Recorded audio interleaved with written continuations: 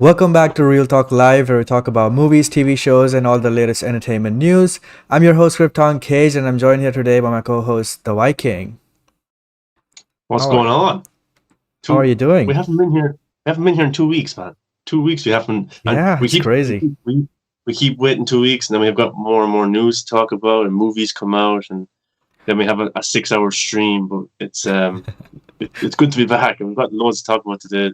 Some movie reviews, some Netflix show reviews, and some news as well. Joker 2, which I'm so excited for, even though so many people are not. Got my Joker mug here. Yeah, so And your Flash hat. Look on my what Logan Wolverine. Nice. And we're also joined here today by our special guest, Rogan. Hi, everyone. Hello, America, and all places beyond. How are you? I'm good, man. I'm good. Last time I was here, I was fighting COVID, and now I'm fully recovered and back to, I guess, back to the away from the life of the wilderness and back to public life, which is sad, but it is what it is. All right, so let's just entertain ourselves with some movie news then. Do it, man. All right, cool. So let's jump on to the first topic. Um, Again, as usual, we start with stuff that I haven't seen. And here's a movie called Gold, which is a Zac Efron movie. That's all I know about it. So, Maher, you've seen it. What do you think of it? Yeah, so this is a new Australian movie titled Gold, starring Zac Efron, directed by Anthony Hayes, who also was in the movie. But this is a very personal movie in terms of characters. There's only about 4 or 5 characters that show up in the entire film. And this is an Australian film. It's shot in Australia. It's available in Australia right now. I was able to get a screening for it. I think it's going to be picked up by probably internationally by Netflix or somebody like that for a streaming release. It's coming out in theaters in March, limited and stuff like that. But anyway, so the film is about when two men discover the biggest gold nugget ever found, they must find a way to get out of there, basically. Now, the world that they set up in this movie, it's kind of like Mad Max. Like, it's kind of like an apocalyptic type world, but they don't really go too much into it. Like, um, there's a lack of supplies in terms of water, oil, and there's very little people, as I said, in the entire movie. So Zac Efron, he's traveling, he's trying to get to this certain place because he heard that there's work there. They offer food and accommodation, and it's good work because the world has gone to shit. So he goes to this town to find a guide that will bring him to this location. So he goes to the town, he finds the guy, and the guy gives him a ride. And he has to pay for the gas money and for the electricity being used and stuff like that. He has to pay his way to get there because everything is so, resourceful. And what I really liked about this film was it's shot just beautifully in the desert, kind of, or in the outback of Australia. And there's some great shots, some great cinematography, but there's not much dialogue in the entire film whatsoever. And it mostly stars Zac Efron because they find this golden nugget of gold and they have to get it out there, but it's too big to move to get out themselves. So the guy who directed it, Anthony Hayes, his character, he leaves to go get something to get the gold out, but it's going to take him 2 days to get there and 2 days to get back. So Zac Efron has to stay behind and look after the gold in case anybody else finds it. And remember, he's in the middle of nowhere in the outback, so there's no shade, there's no water, there's no place to stay. So he has to basically camp out beside this gold for 5 days. And there's threats like there's dogs and there's snakes and scorpions and stuff like that. So he basically has to survive for 5 days, and he has a limited amount of water, and that's what the story is basically about. There's very little dialogue. It's just following Zac Efron's character trying to survive these 5 days until the guy gets back. And what I really liked about it was I love these movies that have very little dialogue because it's all about the actors acting. And Zac Efron has done High School Musical, The Greatest Showman. He's this pretty boy, but he can also act as well. And I like when these type of actors do something that you wouldn't usually see them do. And he gives an unbelievable performance. I really enjoyed watching him in this, and it's sad at times because of what he's going through, and his main motivation is to protect this gold until the guy gets back, and then he can be rich and he can be happy and stuff like that. But he comes across so many threats in the film, and I like the film as a whole. I would say maybe a 7 to 8 out of 10. The only thing I didn't like about the movie was just the ending and maybe the message of the movie. But the actual message of the movie is true. It's true when you look at our world and society today. But I just didn't like the ending of the film. But everything else up to that, I really enjoyed. I thought it was directed well by the actor Anthony Hayes, who appears in the movie for a bit as well. But Zac Efron, fantastic. I thought he should get great reviews for this. The movie as a whole getting mixed reviews, but I really enjoyed it. I thought it was a really well done, well directed story, and I would definitely check it out for Zac Efron's performance, because without much words, he just embodies how great of an actor he is through his emotions. And it's a pretty raw film where he has to fight snakes and he has to fight dogs, and he starts going delusional as well because of the lack of water. So I thought he did fantastic. Cool. That sounds interesting to me. I'll check it out when it releases. And yeah, let's move on to the next topic, which is Superman and Lois, one of your favorite shows to watch every week. So, Yeah. what do you think of so the latest episode? Yeah, so the last two episodes. Before you start, let me just say the scenes and the gifs that I've been seeing from this season, they look pretty good, man. They look pretty good. Especially that submarine scene and the reveal that happened on the latest episode. They look pretty good. Yeah, it has been really good, and it feels like a movie at times. Yeah. It really does. And Rokon, you haven't checked it at all yet, because I know you don't like the CW stuff, but some of the images that you've seen be online and stuff like that, is there anything that's kind of stood out to you, or have you thought that's just copying Zack Snyder? That looks like a rip-off, or what's your thoughts? Just kind of some images or clips that you've seen online. I mean, I'll say this right here. The production of what I've seen of Superman and Lois, from the gist that I've seen or from the stuff that you've tweeted out, the way it looks, I'm like, okay, this looks way better than Flash and Arrow in terms of like production. Like it looks like they actually gave a shit. So so that's cool. So I'm at least glad that one of these shows that they're kind of like, okay, actually let's put an effort. So that's the one thing I can kind of like take away from that, is that looks like it's trying to do something, or trying to care, I guess. Yeah, no, it is. It's completely different from the rest of the shows, because I have watched Flash, I have watched Arrow, even Stargirl and stuff like that. This show has just got. Consider yourself lucky. But this show has gotten a budget, and it's being taken very seriously by everybody involved.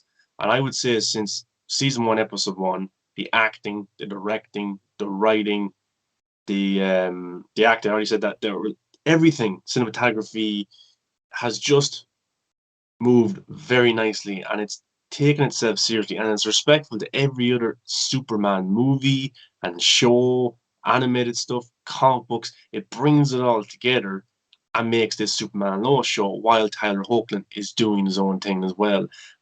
For me, Henry Cavill isn't around right now. I think Tyler Hoechlin is a pretty good, I wouldn't say replacement, but a good guy to have there right now to kind of tie things over until, the J.J. Abrams and the Michael B. Jordan ones, or maybe Henry Cavill comes back. I think Tyler Hoechlin's doing a fantastic job.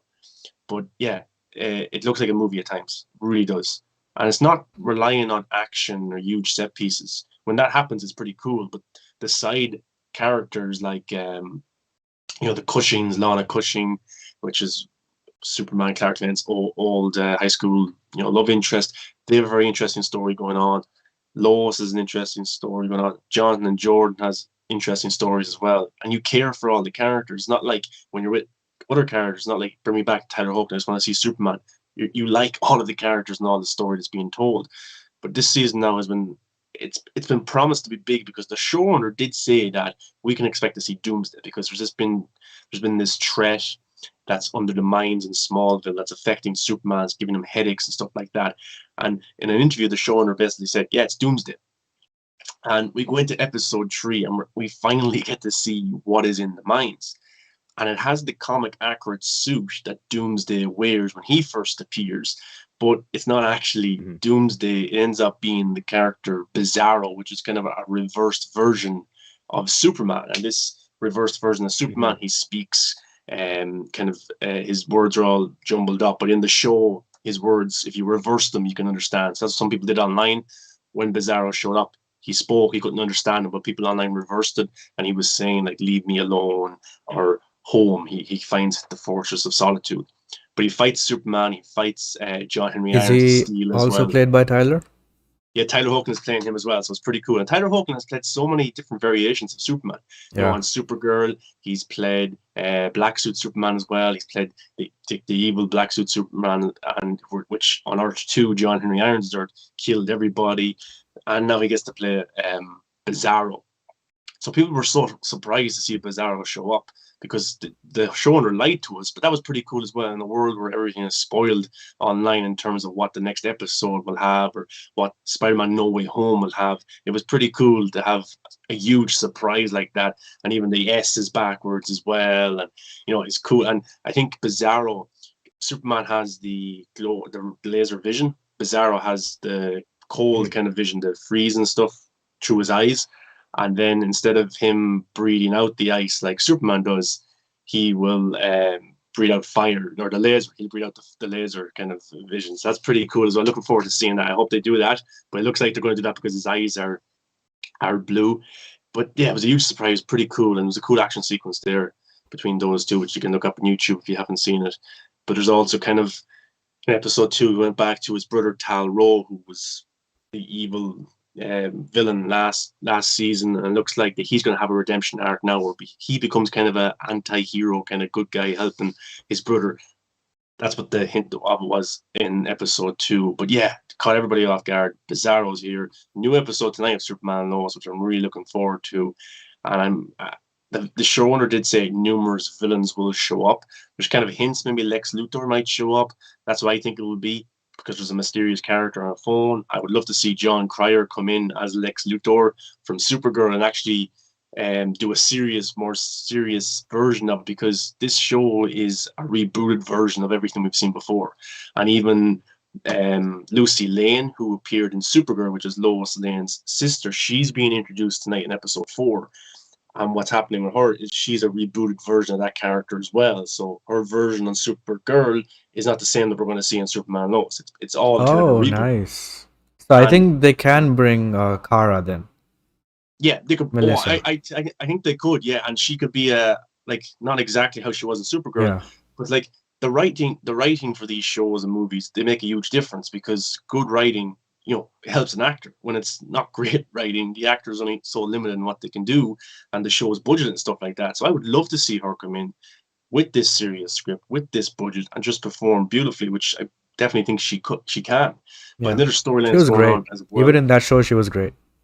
Yeah, I liked her. I checked out a few episodes and stuff. And I was like, it's a shame that she doesn't have a better budget, because she's actually pretty good. Supergirl.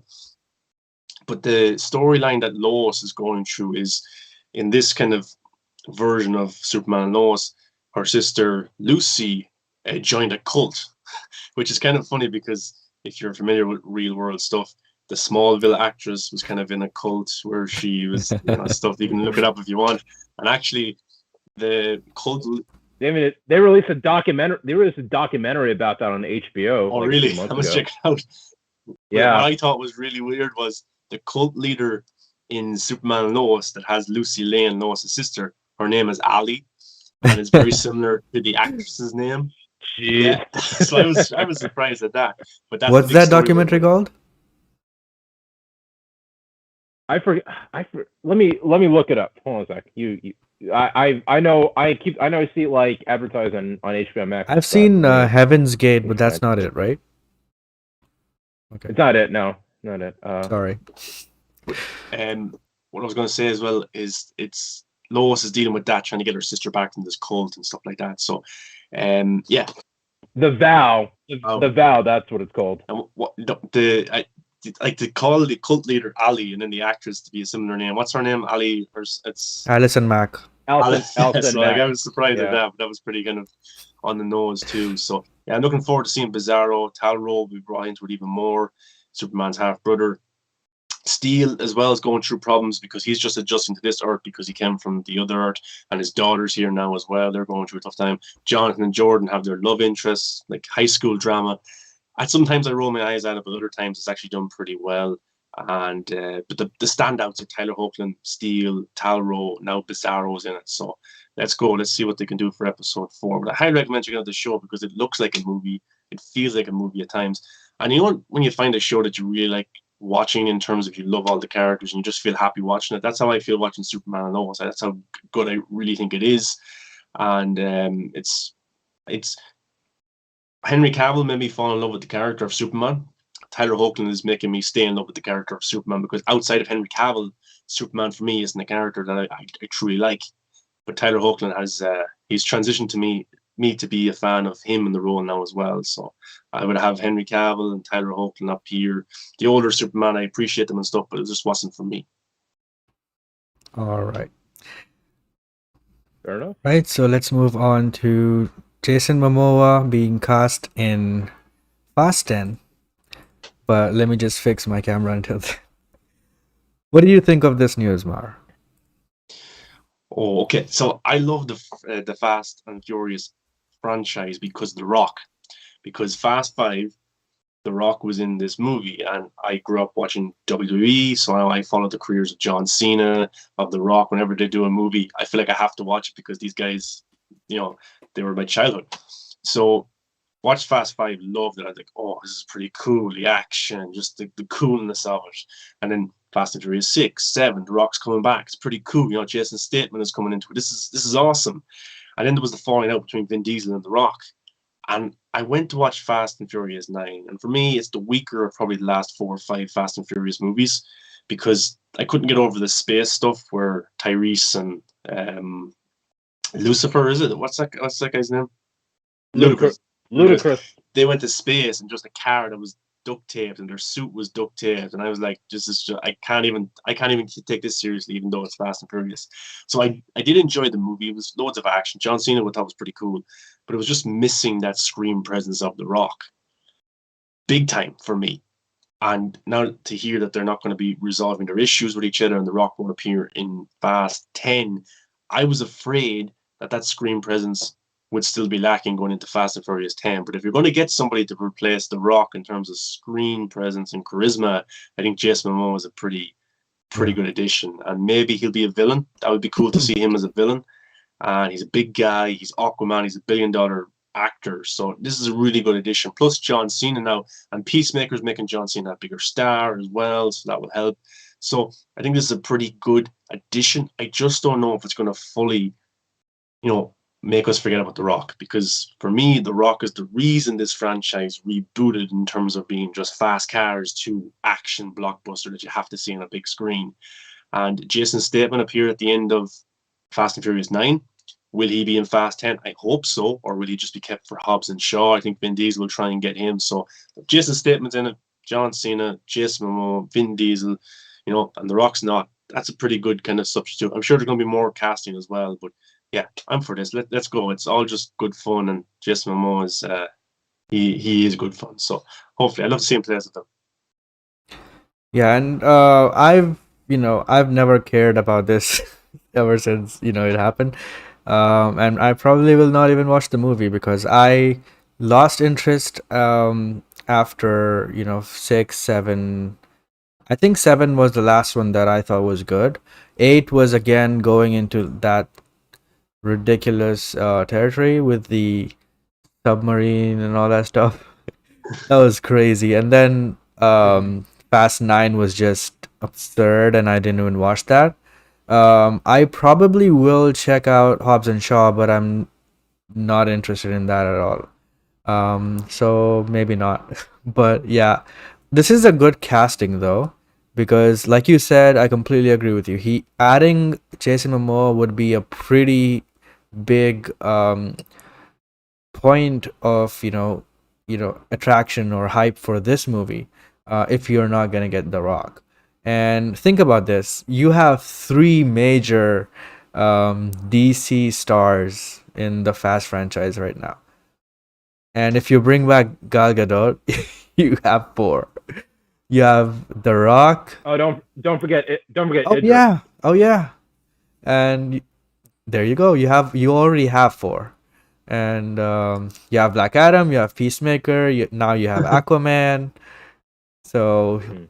it looks like DC is just staying in that franchise, and it's pretty good. That will definitely increase their star value as well. And a lot of people actually still watch these movies, and these movies make huge money. And even though they might suck or sometimes might be ultra ridiculous, people still go and watch that. They enjoy it. So I'm happy for him. It's great to know that he's being cast in these big roles. Um, I think next up you probably will get someone from DC again. I don't know, but it's good to see that they're going with this. But I wouldn't be surprised if they actually got Gal Gadot back in Fast 10. I know she's dead, but this is the Fast and the Furious franchise. Well, they They did bring got back Han, exactly and just because the like fans wanted it. the way he died though was so well cool in terms of Jason Statham's introduction to the Fast and Furious franchise. He comes in and Yeah, kills one of the main stars, and then he goes on this rampage for revenge for his brother. But in the way that they brought back Han, or Han through Mister Nobody, it was a little bit stupid. I was like, what are they doing? It took away that kind It of was cheap. but they him listen to the dying. fans. Yeah, I know. It isn't the fans and parents they did. Yeah, so they could bring back Gal Gadot, but where has she been? She better have like a half of her face burnt because Yeah. the plane blew up and she was there. Oh man. I don't know how they'll explain that. Maybe she has a twin sister. Let's do it. Why not? Yeah. They should have been coming this whole time. Let's go the soap opera route, man. Yeah. Oh, and I haven't seen Hobbs and Shaw, but I heard that Ryan Reynolds is also in that. There you Yeah, go. Green Lantern. He is. And I, I will. yeah. I will say that it looks what it might happen in a way is for the fans. We might get spoiled because it's Vin Diesel versus The Rock. They'll want to Yeah. up each other big time. Vin Diesel has the Fast and Furious world. The Rock has Hobbs and Shaw, which I really enjoyed, even though that was kind of superhero y in a way as well. Idris Elba was there, and Kevin Hart showed up as a cameo, and Ryan Reynolds showed up as a cameo, and it hinted at those characters coming back as well. So the Rock is assembling a pretty cool team on his side. So Vin Diesel is going to have to do the same going into these last few movies. And yeah, Ryan Reynolds, he was What very if funny in that. what if The Rock gets Henry Cavill for his Hobbs and Shaw too? Well, same age, I wouldn't be surprised. Yeah, that'd be Yeah. as the villain. And like he Yeah. could be the Mission Impossible type of character he was Yeah. in that. Yeah. Yeah, that would be great. What do you think, Rogan? Well, I mean, I enjoy the Fast movies. I mean, to me, they're like real life cartoons. Basically, you just kind of sit back and you get the drinks and you're like, let's watch some nonsense. Like they're that type of silliness. So I do agree with Sean in the fact that as much as I could have fun with the silliness of Fast 9, it did get too silly with the space stuff, and it was missing that presence of the Rock in the same way that from 5 to 8, they had that kind of like back and forth with Vin and the Rock that missing. And I think Jason Momoa is the right guy to kind of get, because you can get somebody who's, he's tall like the Rock, he's charismatic, he's got a hell of a screen presence that dudes like him, chicks like him. It's he's like, I feel like he's the perfect guy to kind of like bring into the Fast world. And he's gonna be a bad guy again. That's awesome, because I haven't seen Jason Momoa play bad guy since Bullet to the Head. You guys see Bullet No, to I the Head? haven't. No, it's a fun like 80s like 80s style action movie. It's with Stallone. It's a fun movie, but yeah, like Jason Momoa was the bad guy in that movie, and he was awesome. So I think the idea of him playing a bad guy in the Fast and Furious world would be really great to see. I mean, fuck it, I want to watch Vin versus Jason Momoa. And yeah, buddy. I got it. I got it. Bullet. Nice. Oh yeah, Bullet man. I actually haven't watched this in a long time. I remember I bought it the first day I bought it. I watched it the first day I bought it, and I didn't really know who Jason Momoa was at the time. And I haven't really watched it because then he became Aquaman, Justice League, and stuff like that. So I'll have to go back and definitely watch this. And Yeah, He was Christian Khal Christian Drogo in Slater's in Game it of too. Thrones. What's that? He was Wait, Khal what? Drogo in Game of Thrones. Yeah. So Yeah, he was, and he was also in like Stargate Atlantis, which I've never watched that show, but I know a lot of people who are big fans of that show. Like, He was I love that show. Conan as well for the reboot of Conan. And I didn't see that one though, but people didn't like it. Christian Slater's also in this, which is pretty cool. nice. Buy it today. Just So, out. yeah, Bolt Ahead's a lot of fun to be, and you should check it out. I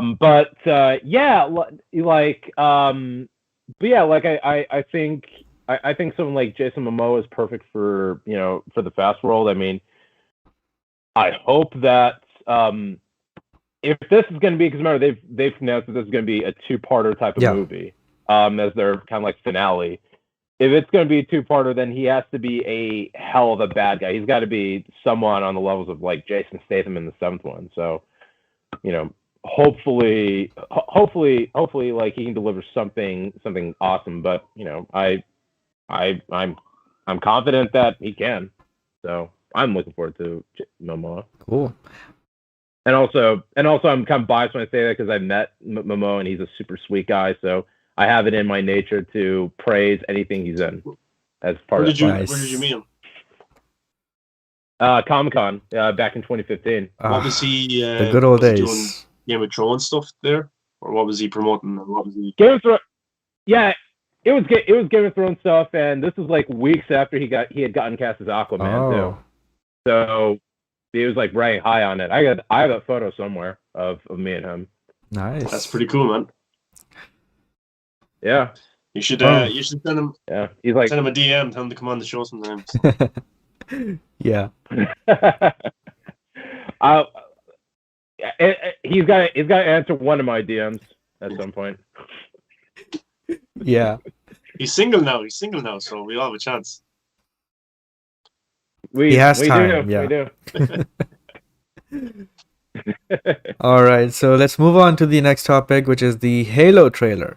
And yes, look, I've been anticipating this show since it got announced, and then we got our first look a few weeks ago, and I really, really liked how this show looked. It blew my mind how ginormous and just epic the visuals were. And now we have the first official trailer. And I gotta say, man, I could not have hoped for anything better. It just absolute perfection. I just love everything about it. They know their audience. They know the game. They teased everything that the fans recognize from the games, and all of that is in the trailer. And I just loved it. And I just need one thing. I just needed one thing to be in the trailer, but that's not here. But I guess they'll build up to that. The ring, the planet ring. I just wanted to see that, but I should say I have never played the games, so my first exposure to this was the teaser trailer and the images that were released in this new trailer. So when you say all that stuff, it's mumbo jumbo to me. I don't know what you're talking about. So all I know is cool guy in a helmet, pretty good cinematography, and pretty good effects. That's awesome, because it would be interesting to talk with you about this show then, because I haven't been an avid gamer since a long time, and I haven't played all the games, but I have played, I think, Halo 2, and I know the basic stuff of what this world has and some of the plot. So that's about it, and I haven't followed the games after that. So even I am fairly new, but I just loved that they kept I won't even say kept, because it looks cinematic and enhanced to me. Actually, it really looks better than what the game looked. And I think the only thing missing, like I said, was the planet ring. Apart from that, everything else looks like Halo, and even the theme song, they got it here, and it's just perfection, man. I just loved it. Absolutely looking forward to seeing it. Yeah, it looks so cool. Looks pretty epic. I'm fascinated by this world as well. It just looks really cool. like sometimes when you see these adaptations of games and stuff, it just looks like a copy of it, and sometimes it looks cheesy and it doesn't look that good. Here it looks just like a massive story that I just want to go head first into. I want to explore, and this Halo character, Master Chief, the suit, everything about him, just He looks cool. epic. I want toys of him. I want to play the games now because of how cool he looks in this. The walk of him, the screen presence of him, pretty cool. The scene where he's just standing there after having a fight and the fires in the background. Like Yes. that's pretty cool. And like I see people like saying, "Oh, this is just like Mandalorian." It didn't look like anything to Mandalorian to me. Yeah. Now I don't know if they use. I don't think they did, but maybe someone can correct me. Did they use the screen or the volume shooting? Did they use that? Does anyone know? Or was this done like a normal movie would be done, like green screen, blue screen, and stuff like that? I'm not quite sure, but I think that's a good thing I don't because the visuals look extremely good to me. And if they indeed use that, then good for them. But it looks different than the Mandalorian ones. I'm trying to say, Yes. Yes, And- definitely. big time. And I just like, there seems to be like higher ups as well. Like I don't know what the basic story for this is. I don't know anything. I just watched the trailer. It looked cool, and I hope the action is good. And I'm looking for, like March is going to be a fun month with the Batman coming out. There's other stuff coming out as well. And to dive into Halo, like this could be big. Like Paramount Plus Plus isn't available here, so I don't know what they're gonna put it on, who they're gonna license Yeah. it to. But like what I'm saying is, this could be their Mandalorian. This could be their what's the big thing for HBO Max? Their Raised by Wolves or their Mirror Vista. They don't or have something anything yet. or, stuff like that. So, Yeah. bring it on. Yeah. The only other big thing that Paramount Plus has, I think, is Star Trek stuff. Apart from that, I don't think they have anything else. Oh, Yeah. they have Yellow Jacket, which is pretty popular right now. Is Yeah. that related to No, I think Yellow Jacket's a Showtime. Oh, okay. A Showtime thing, not a Alright. Plus thing. is it Yellowstone? Is that Paramount Plus? No, or is that's only that's cable? Is it? No, I think Yellowstone is a Paramount. It's a Paramount Network Okay. thing, but I don't know if it's a Paramount Plus, exclusive thing. Mhm. But you can probably get the episodes on there after they air on cable. Probably. That's a pretty big Probably. show. But this could be big. And I did see a few gamers kind of a little bit annoyed at some of the shots as well. As usual. And they were saying some stuff didn't look right. It was too bright here. It was too dark here. That's not how he's supposed to look, or certain things like that. But you can't please everybody. And Yeah. even though There will always be complaints when a new video game adaptation comes on. Always. they want to be respectful of the fans, of course, but they have to reach the general audiences too to make them subscribe to Paramount Plus. They Yeah. can't just please the hardcore fan base because, no offense, not everybody who plays the game is going to watch it, and not everybody who plays Yeah. the game is going to pay for Paramount Plus. But Fair Jason, he made pretty cool gifs from the trailer, which was awesome. Oh, He yeah. tagged them. HD gifs and pretty cool. Go check out Fair Jason on Twitter. But yeah, he made me more hyped because I could look at an image, a still from the trailer in GIF Yeah. motion, and my favorite one is him standing there with the kind of fire and the flames in the background. So that's cool. Yes. He looked amazing, dude. I know they kind of are probably going with the Mandalorian kind of vibe with Master Chief, but he was like that in the games as well. So it's not really a Mandalorian ripoff. So yeah. Rokan, what do you think of it?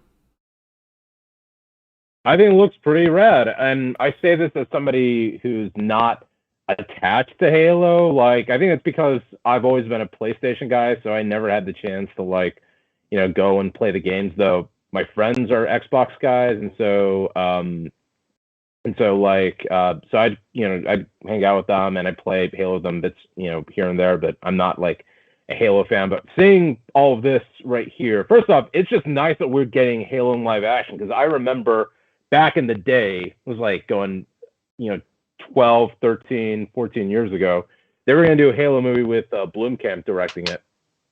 And like I think he wanted to make it rated R, and Fox was going to do it, and they were and they put their foot down, saying that they that it was too expensive to be a rated R movie and stuff like Mm, that. So it's kind of why it's been dormant forever until now. So I think it's cool that we're finally gonna get something, a Halo yeah. adaptation now. I think visually it looks awesome. Like I recognize kind of like the stuff what little I'd seen of the games in here. So that's pretty cool. And I think Pablo Schreiber is an interesting choice to be Master Chief. That's for sure. I know why. Maybe it's because I always see him as Porn Stash from Orange Is the New Black. so that's why. But yeah, I think I think it looks pretty cool. If for nothing else, it's gonna make me keep my Paramount Plus add-on on my Amazon Prime. So there's that. All I just use it for is just watching old episodes of Rugrats and Hey Arnold. So at least now I can put it to use in a better way. I hope when they drop this, they drop the first 2 to 3 episodes, because a lot of streaming services have been doing that lately in terms of Apple TV. And I think it benefits the show. Even Peacemaker did the same thing. They dropped the first 3 episodes. Because sometimes with one episode, like the pilot is supposed to be big, it's supposed to be to get you into this world and into this story, these characters, but sometimes it doesn't always do the show justice.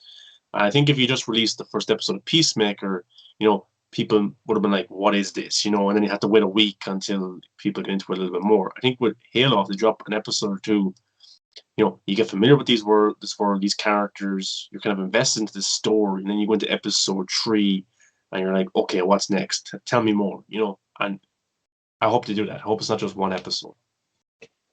Yeah, I agree. Same. And all the textures of the 3D stuff, like the planes and the costumes, all of them look amazing, man. I'm just loving how this show looks. So yeah, let's see how this goes.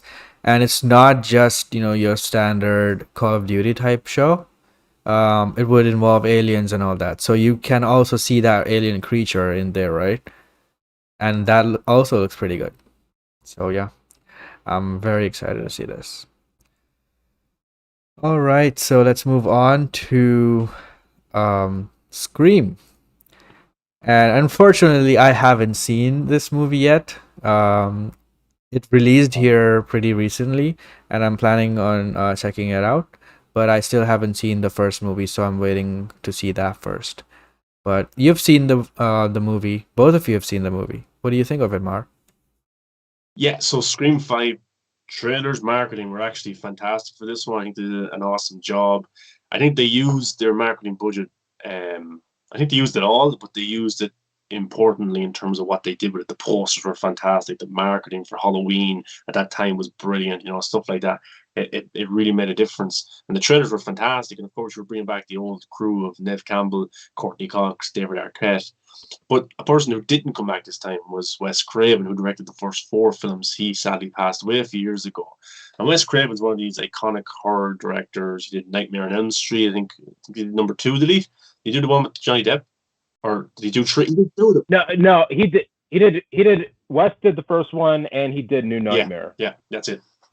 So, going into Scream when it came out in 1996, I remember watching this movie so many times when I was younger. I was blown away because of Ghostface. So intimidating. So like, oh my God, I'm so scared. And the opening scene with Drew Barrymore in the first movie, where she's outside the window and she's looking into the house and it's in flames and stuff like that, and Ghostface is running around. I was legit scared. It's such a striking image.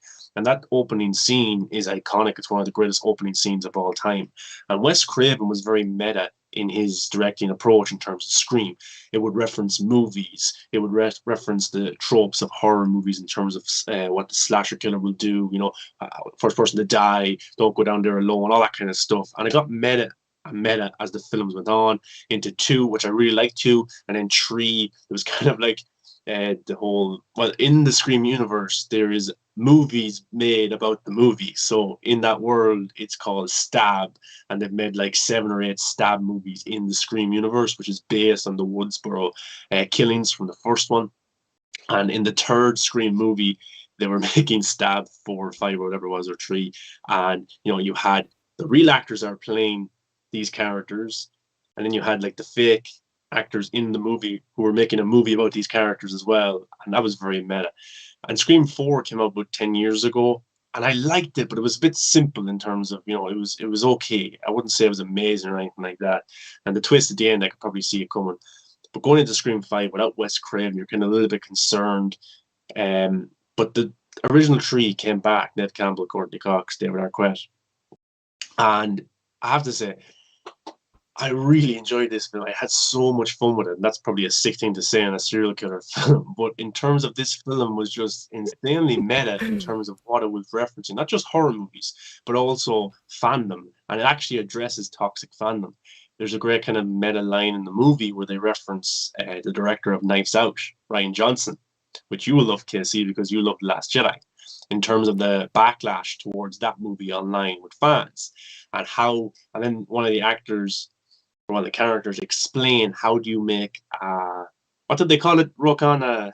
A requel. So they explain how you make a new version of an already established franchise like Star Wars or Star Trek or whatever it is, how you don't disrespect the fans, but you also pay respect to the fans while also doing something new.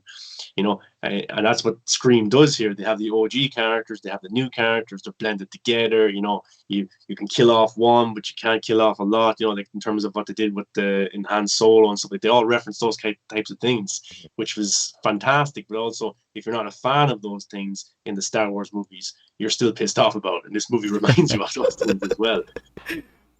So overall, I thought the film was Jack Quaid, isn't it? He's in The Boys. That his character. Yeah, Jack. He was a standout. He was my favorite character. His screen presence was brilliant because his character in the movie has never seen the Stab movies. So while all this is going on in the movie, his girlfriend is tied up in this big ghost face thing that's going on with the killings, and he has never watched the films, so he goes back to watch the films. Then he goes to YouTube to watch breakdowns of the films, like we do as well. If you're watching New Rock Stars or Heavy Spoilers or any of those guys, that's what he was doing by watching the movies and going to YouTube. So the film was so meta, more meta than probably Matrix Resurrections in a way, I thought. But the kills are absolutely brutal. I don't know, I think maybe the most brutal, Rokan, is it? It might be since the first one. It's maybe. I would say it's as brutal as I would say even as 2. Because 2 had some gory, especially kills. In the van. What's his name? Randy. Yeah. Should have never killed him off. Rest in peace. We love you, Randy. And they pay tribute to him in this movie. They pay tribute to all of the cast members. They do a beautiful job. Amazing, unbelievable kills, twists, turns. And what the film did pretty great was you thought every single cast member could have been Ghostface. And that's brilliant because every single Scream movie, there's a new Ghostface. And some movies you can probably pick out who it is and stuff like that. But here to do such a job of you thinking, oh, it's that person. Wait, what? No, where were they when this happened? Oh, but that character said this. But no, it can't be them because... And you're thinking, you're with the characters throughout the movie thinking who could be the actual killer. And then when the twist comes at the end, you're like, oh my God, which I won't spoil and stuff like that. And then the way that they do it and they perform it, it's just fantastic. So yeah, this film has already grossed 100 million at the box office. It's going to get a Scream 6. And the directors, we should say, that there's 2 directors, I don't know their names, but they directed what's that film with Samara Weaving, is it? Ready or Not. Ready or Not. Yeah, I haven't seen that film, but that's awesome. I'm definitely going to check it out now. Oh, dude, these directors sold me. Amazing. Yeah, and these directors sold me. But in terms of the newer cast members, Jack Quaid stole the show. But in terms of the older cast members, I think David Arquette gives a fantastic performance. Really, really good. And really, really emotional. And in terms of meta as well, in real life, he was married to Courtney Cox and they had a child and stuff like that. And in the movies, they married as well. And in this movie, they're broken up. That's very meta as well. And it looked like you were watching, because there was a conversation between the two of them. It's actually pretty emotional. And they're both crying, about their relationship and stuff like that. It was like you were watching David Arquette and Courtney Cox in real life talk about their relationship. That's what the Scream franchise is about. It's really, really meta.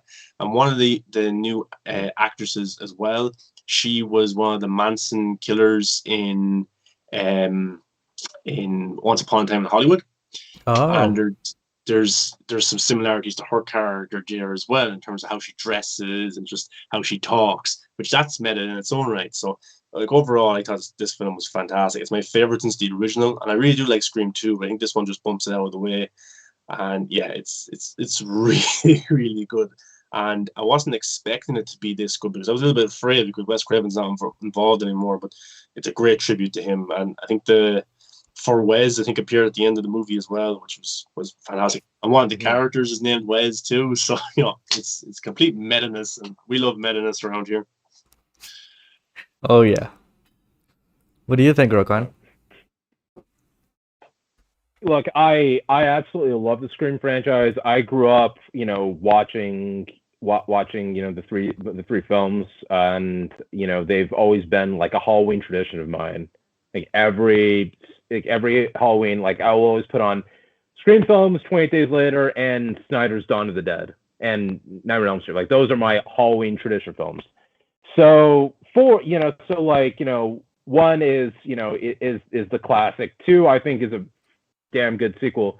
Three is my least favorite just because it really is a super sanitized Scream film, which you kind of can blame it on the time since they started filming right around the time Columbine happened. And so it was around that time when they were trying to be like violent movies were kind of getting cut down because, it was Columbine. Four was like, I think four is super underrated. I think, with their goal of trying to kind of, get back to kind of like, what Scream was, I thought it did a good job. And also Scream 4 came out when I was like, 17 or 18. So for them to kind of like parody like my kind of like age group of teenagers, like I kind of felt like, okay, this is like Scream movie of like, my generation in that sense. And I feel like with what Scream 5 did is it's the perfect Scream film for the Gen Z generation. It's a very kind of Gen Z type of film in a good way. Like I'm not saying that in a bad way. It's a good way. But so good that you it mentioned does that. kind of give off that type of like, yeah, don't worry. But yeah, it is a very Gen Z type of Scream film in a sense that you have kind of like you have kind of like them acknowledging kind of like the online movie kind of like community and stuff like that. You have them acknowledging kind of like requels and films like Star Wars and Creed and Terminator and so forth, that they will continue the franchise, but at the same time they will kind of like redo the first movie in some way. So I like to kind of address that. And also, as Sean mentioned, like they do such a good job of bringing in the old crew in and kind of like treating them really respectfully. Like they still do feel like a major part of the franchise. It's not like they're kind of like it's not like they're kind of like being made fun of because they're the old crew or anything like that. Like you see in a lot of these requels, they're actually, they play a major role into the film. So I like that, and I do kind of like, I do like the whole mystery aspect of it, because you're sitting there in the theater trying to play detective too, kind of going like, well, it could be this person because this evidence could lead to that as to why they didn't want to do that. But then something else happens where you're kind of like, oh shit, then who do I gotta look at now? So I like that. It was pretty exciting, and I do like what it does say about kind of like toxic fandom and also about requels and stuff like that. Considering the fact that these days, you do see a lot of requels. I mean, shit, Matrix Resurrections is technically a requel. Yeah. So I do like they kind of like address all that in a sense. But I think what they did is the perfect kind of like love letter to Wes Craven and the four films. And also, I think I was nervous going into it because Wes isn't directing it, even though it's got the Ready or Not guys. And I was going into it going like, if it's got that Ready or Not type of tone, but in the Scream world, I'll be fine. It did, and I was happy. So I'm glad I'm glad that still you can still get a good Scream sequel, because at this point they could have fucked it up, but they didn't, and I'm happy, and I couldn't be happier. Sorry, long ramble. No, like if they did mess it up, this would have killed this version of the franchise, because they probably would have left it for 10 years and then did a reboot in terms of brand new characters and stuff. Yeah. Like this way, the legacy characters, the original movies, Wes Craven, that legacy lives on. And I think this will be a new trilogy. And you know what would be so meta if they call the next one Scream 2? Because this one was just called Scream. Yeah. I wouldn't be surprised if they call it Scream 2 or something like that. That'd be funny. Or kind of like make fun of how now they kind of like do sequels with subtitles. So Scream, colon, Yeah. the next kill, or something like that. Yeah. Also to your credit, Sean, I want to say, as great as Jack Quaid was in the film, and he's awesome, absolutely. I mean, Huey from The Boys. I gotta say, Jenna Ortega, man, she was incredible in the film. She's becoming one of my favorite young actresses right now. Yeah. There's a new film there as well. I only got to watch about 10 minutes of it last night. It's on Amazon. I actually forget the name, but it's about a school shooting. Yeah, I saw that. Did you watch the movie? No, I haven't seen the movie, but I saw that she was in it. Yeah, and I watched the first 10 minutes of it, and it's a pretty kind of sad story and stuff like that. But I will go back to it.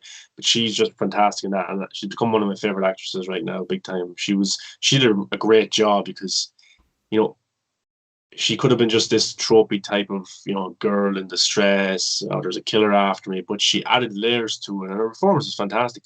I would say, kind of, if I had some negatives about the film, I would say maybe I will. It's not a huge spoiler, but like, you have to be prepared. The original three are never on screen together at the same time, which is kind of like a pet peeve of mine that I don't really like.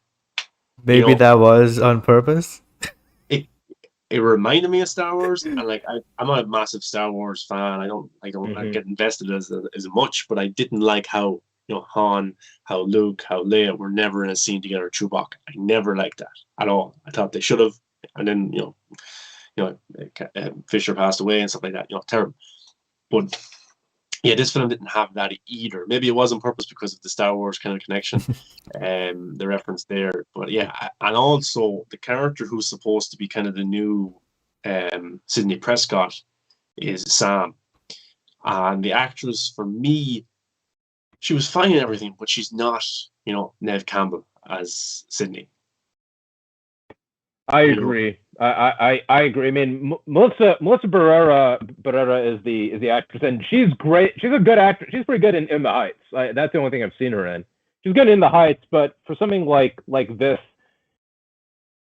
I mean, she's good, but yeah, you're right. She just is not Sidney Prescott. Maybe that is just due to the fact that we've been spoiled with now 5 movies with Neve Campbell as Sidney Prescott. So maybe that's the but there is. I can imagine maybe some 18 or 19-year-old kid who's seeing Scream, who saw the 5th Scream for the first time, they can just latch onto her. So maybe it is just kind of a generational thing. There's something about her character that I don't want to spoil because it's massive. But if her character didn't have that thing attached to her, I think she would be terrible for this Scream movie. But because she has that thing attached to her, the big spoiler, it actually makes her character better. It elevates her character, and then you're okay. I have to stay with this character now, even though she's no Sydney. She's not like that or anything like that. Maybe she's not as good as an actress, maybe either. She has this thing to her that's actually very unique, very interesting, very ballsy that I wasn't expecting whatsoever. And I wasn't like taken aback by it at all. I wasn't like, oh my God, why are they doing this? This looks terrible. I liked it. This is pretty cool. And it was cool. People probably have seen the movie, they know what we're talking about. But yeah, that was awesome to see. She wasn't great in her own, but when you add that element to it, it definitely improves the character. Maybe that's what saves the character in terms of comparing it to Sydney, because Sydney never had that thing, even though it's kind of related to her in a way as well. Yeah, I'll just say that in this day and age where a lot of things can get leaked online, I mean, can't be a leak that Matt Murdock was in Spider-Man. Like in this day and age, I was surprised that this didn't get out. Like, I was sitting there in theater kind of going like, oh, yeah, I didn't know at all. And the actor that plays Randy, he has his own YouTube channel. He was in Scream 1 and 2, and he reviewed the movie. It's a pretty good review if you want to check. What's his name? Do you know his name? Yeah. Jamie Kennedy, yep. He's got a cool... He's Jamie Kennedy's the man, and like back in the day, I told you guys before we started, I was a big fan of those hidden camera prank shows like Jackass. He had his own hidden camera prank show called the Jim Carrey Experiment, and check it out. It was fun. If you guys want to watch it, check it out. It's fucking hilarious. I always have that attachment to Jamie Kennedy because of that in the Scream films. But as far as reviewing, like even he was just kind of like really respectful, kind of going like, yeah, the movie's awesome. He loved it. Yeah. Nice. He could have been bitter because his character was killed off in Scream 2. He could have been bitter because maybe they could have did something with his character different. But actually, there's something really meta because in the first movie, he's watching Halloween with Jamie Lee Curtis. And it's the scene where she's in the hallway or just beside the stairs, and Michael is coming out of like the room behind her or something like that, and you just see the white face of Michael Myers. And in the first Scream, you have Randy saying behind you, and in Scream 1, behind him was actually Ghostface, who was about to kill him, but then Ghostface gets distracted and he runs off. In this movie, it's so meta because, as I said, there's the stab movies. So Randy has a niece and nephew in this movie. And they're at this party, of course, and she's watching Stab 1, which is the recreation of Scream 1, the original. And she's watching her uncle watch Halloween, shout at Jamie Lee Curtis saying, behind you, while he has Ghostface behind him. And she's screaming, behind you. And then behind her is actual Ghostface. So meta upon meta, which was just fantastic to see. And also, that was one of my favorite scenes of the movie, by the way. I love that part so much. It was so good. It was so cool. And the film is full of things like that for hardcore fans, for original fans, and also new fans as well. So that's why I think it's a perfect requel. Is that what they called it? Was it requel? I keep forgetting it. Requel. Yeah, it's a requel. You don't hear that term too often. Requel. You hear prequel. I think rebooted sequel is what that term comes from. Yeah. And they explain it in the movie perfectly. But the sisters, who are the new kind of like Sidney Prescott type of thing, is like, you have Tara and you have Sam. Like their second name is Carpenter, which is a reference to John Carpenter, the director of the Halloween movies. And I remember in the Halloween or in Scream 1, don't they get the directors mixed up or something like Wes Carpenter? They name a big horror director, one of the actors. And they say like Wes Carpenter, which is like a mixture of Wes Craven and John Carpenter, and they mess it up and stuff like that. So, so Scream 5 is Scream is what it's called. It's pretty good, and I was so happy with it. And I can't wait to watch it again. Actually, yeah, I'm going to check it out as well. Listening to you guys talk about this, I think I am going to check out like the other movies as well. At first, I was just gonna watch the first one and then jump onto this one. But it seems like the others are fun as well. So yeah, I might check them out. I think absolutely, man. I mean, they're great. I mean, as much as I don't like 3, I can still have fun with. So like they're all it's a fun 6 to 8 hours of just pure goodness. Nice. I would say Scream 1 has the best opening. Scream 3 for me has the second best one. I really like that one. 3 had a really cool opening. It had a really cool opening, 4, because it was very meta as well. 4 was kind of just a few of them. 2 was cool with Jada Pinkett Smith, which was a cool kind of cameo as well. And then this newer one was actually different. So I don't know if you can compare it to the previous 4 because of how different it was. But yeah. All right, so let's move on to another show that's similar, or at least in the same genre, but The Woman in the House Across the Street from the Girl in the Window. This has to be the best title ever. But yeah, look, from the first trailer, I got really interested because it kind of, from the title itself, it kind of like, it says to me that it's a parody of the others in the genre, right? Especially of The Woman in the Window that came out just last year. And I was really, looking forward to this series after the trailer because it looked funny and it also looked like it was kind of like serious.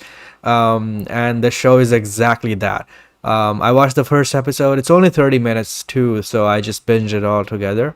And I was not expecting the tone of the show to be like that because usually the parodies they go for a much funnier and a joke tone throughout.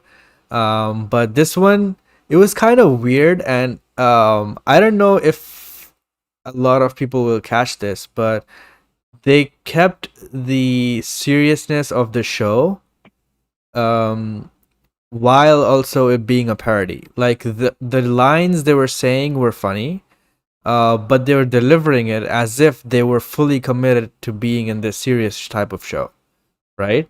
Yeah. And the actions and the lines, they were fully, funny, but they were delivering it with a serious face, as if they are actually experiencing that. And even the music, the score, it was not funny music or anything at all. It was just serious thriller music. And if you are someone that watches this without seeing the trailer or without knowing it's a parody, I think you might get confused. Um, 1 second.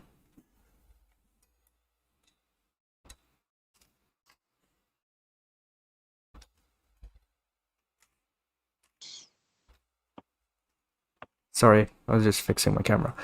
But yeah, you might get confused if you didn't know that. But to me, I think if you I don't know, I saw some people didn't understand that it was a parody, but to me, from the first episode itself, it just seemed like it was. And it's just absolutely hilarious, man. The things that happen here, the way certain scenes are, um, it just was very funnily done. But again, Kristen Bell, she was Yeah. great. She was great throughout, and the entire cast is awesome. They were really funny. There was this another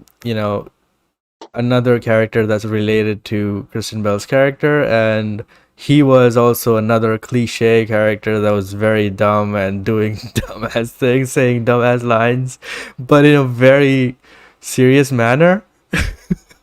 It was so funny seeing that, and one of the lines is, them saying, one of the characters tells this to Kristen Bell, right? That line is, you know what? I've always felt bad for you, and I used to pray for you, but now I don't feel bad anymore. I won't pray for you. That's an actual line. Yeah. It's It's so funny, crazy. man. Like, and also, it's not just about the parody. Like I said, it was committing to actually being a serious show as well. And within the jokes and all the stuff that it was parodying for other shows, like Woman in the Window, it actually has a good plot throughout the show. Like, it's not the best plot because obviously they're, doing a parody, but they actually have a story here behind the parody thing, and they have the actual suspense, they have an actual murder, they have an actual reveal and all that. And the reveal, I'm telling you, man, it's one of the best ever because you can never see it coming. Never in Yeah. a million years. Nobody have guessed it, I think. Yeah. It's impossible to guess. I only predicted it like a second before it happened because Really? yeah, because of what I don't want to go into it, but like I just a second before it happened, I was like, oh, it's that. I And was I still was, falling for the red herring. yeah. But like like so Kristen Bell, she's alone, she's divorced, her slugged her husband, her daughter her daughter I'm laughing because the show, the way that they do such a serious thing in such a they take it in such a serious way, but the line deliveries or the lines the way they're written are just comical gold. Yeah. But they're delivered in such a serious way that you feel bad for laughing at times. Yeah. But yeah, she's all alone. She's alcoholic, on medication, stuff like that, and she sees a murder and she thinks somebody across the street, and then she tries to discover who it is or what's happening and stuff like that. It's a big unraveling. And as you said, the story, the twists and turns are actually pretty interesting, pretty fun, even though it's kind of like a soap opera or like it's like a comedy movie, but it's not like a comedy movie because they take it in such a serious way. And I think she was pretty cool. Um, Kristen Bell as the character. She's a great comedian anyway. Anything Yeah. she does. So Yeah. yeah, it was yeah, like the Amy Adams one. That's kind of spoofing. I didn't like that movie. For me, that's more of a spoof than this show I know, was. right? I actually like this one more. I thought that Yeah, was because that other show was going for a serious thing, but it was very bad. It was yeah. so bad. It was The Room bad for me. It was just really bad. Yes. I don't Like know. seriously bad. It was just They should have said when they edited that film, they should have said that that film was what this show was doing, because then people would have been like, okay, okay, that's cool. We can see what they're trying to do. But yeah. yeah, there's a big twist at the end. You'll never see it coming, and yeah, and then even there's like a handyman that works on the mailbox outside of her home, and his character's weird.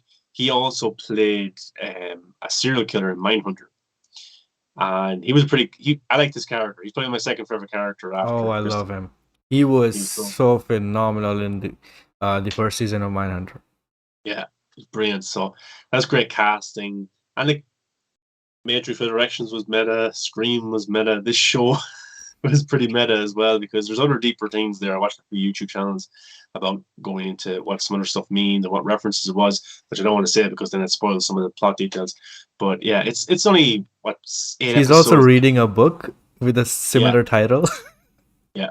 Just reading the book at the same time, and she's the one looking out the window, and she's it's 30 minutes, 35 minutes episodes, eight episodes. You get through it I got through it in one sitting. So yeah, Yeah. and it ends, and you want to watch the next episode, just Yeah. see what happens. But I could see people who go into this thinking as a serious like a murder mystery thriller show, and then watching it like, what the hell is this? Like, what is this? This is terrible. I can understand Yeah. people that happen to people, but Because there's some very illogical stuff and conveniences happen here that actually is a dig on the other things that happen in the other serious shows, especially The Woman in the Window. Like in that movie, out of nowhere, the third act, the killer comes in. Out of nowhere, there's nothing going on, and he comes in. It yeah. starts raining. It was it was so bad, dude. Even the detective as well, like the detective always comes in and does these same things the whole time. The detective in this show was brilliant, and there's what's that line that you love? So basically, there's a stripper, and he gets arrested for the murders, but he didn't do it that night because he was working. What was the line the police officer said? Yeah, so the detective comes in and talks to Kristen Bell about, how that guy's probably not the killer.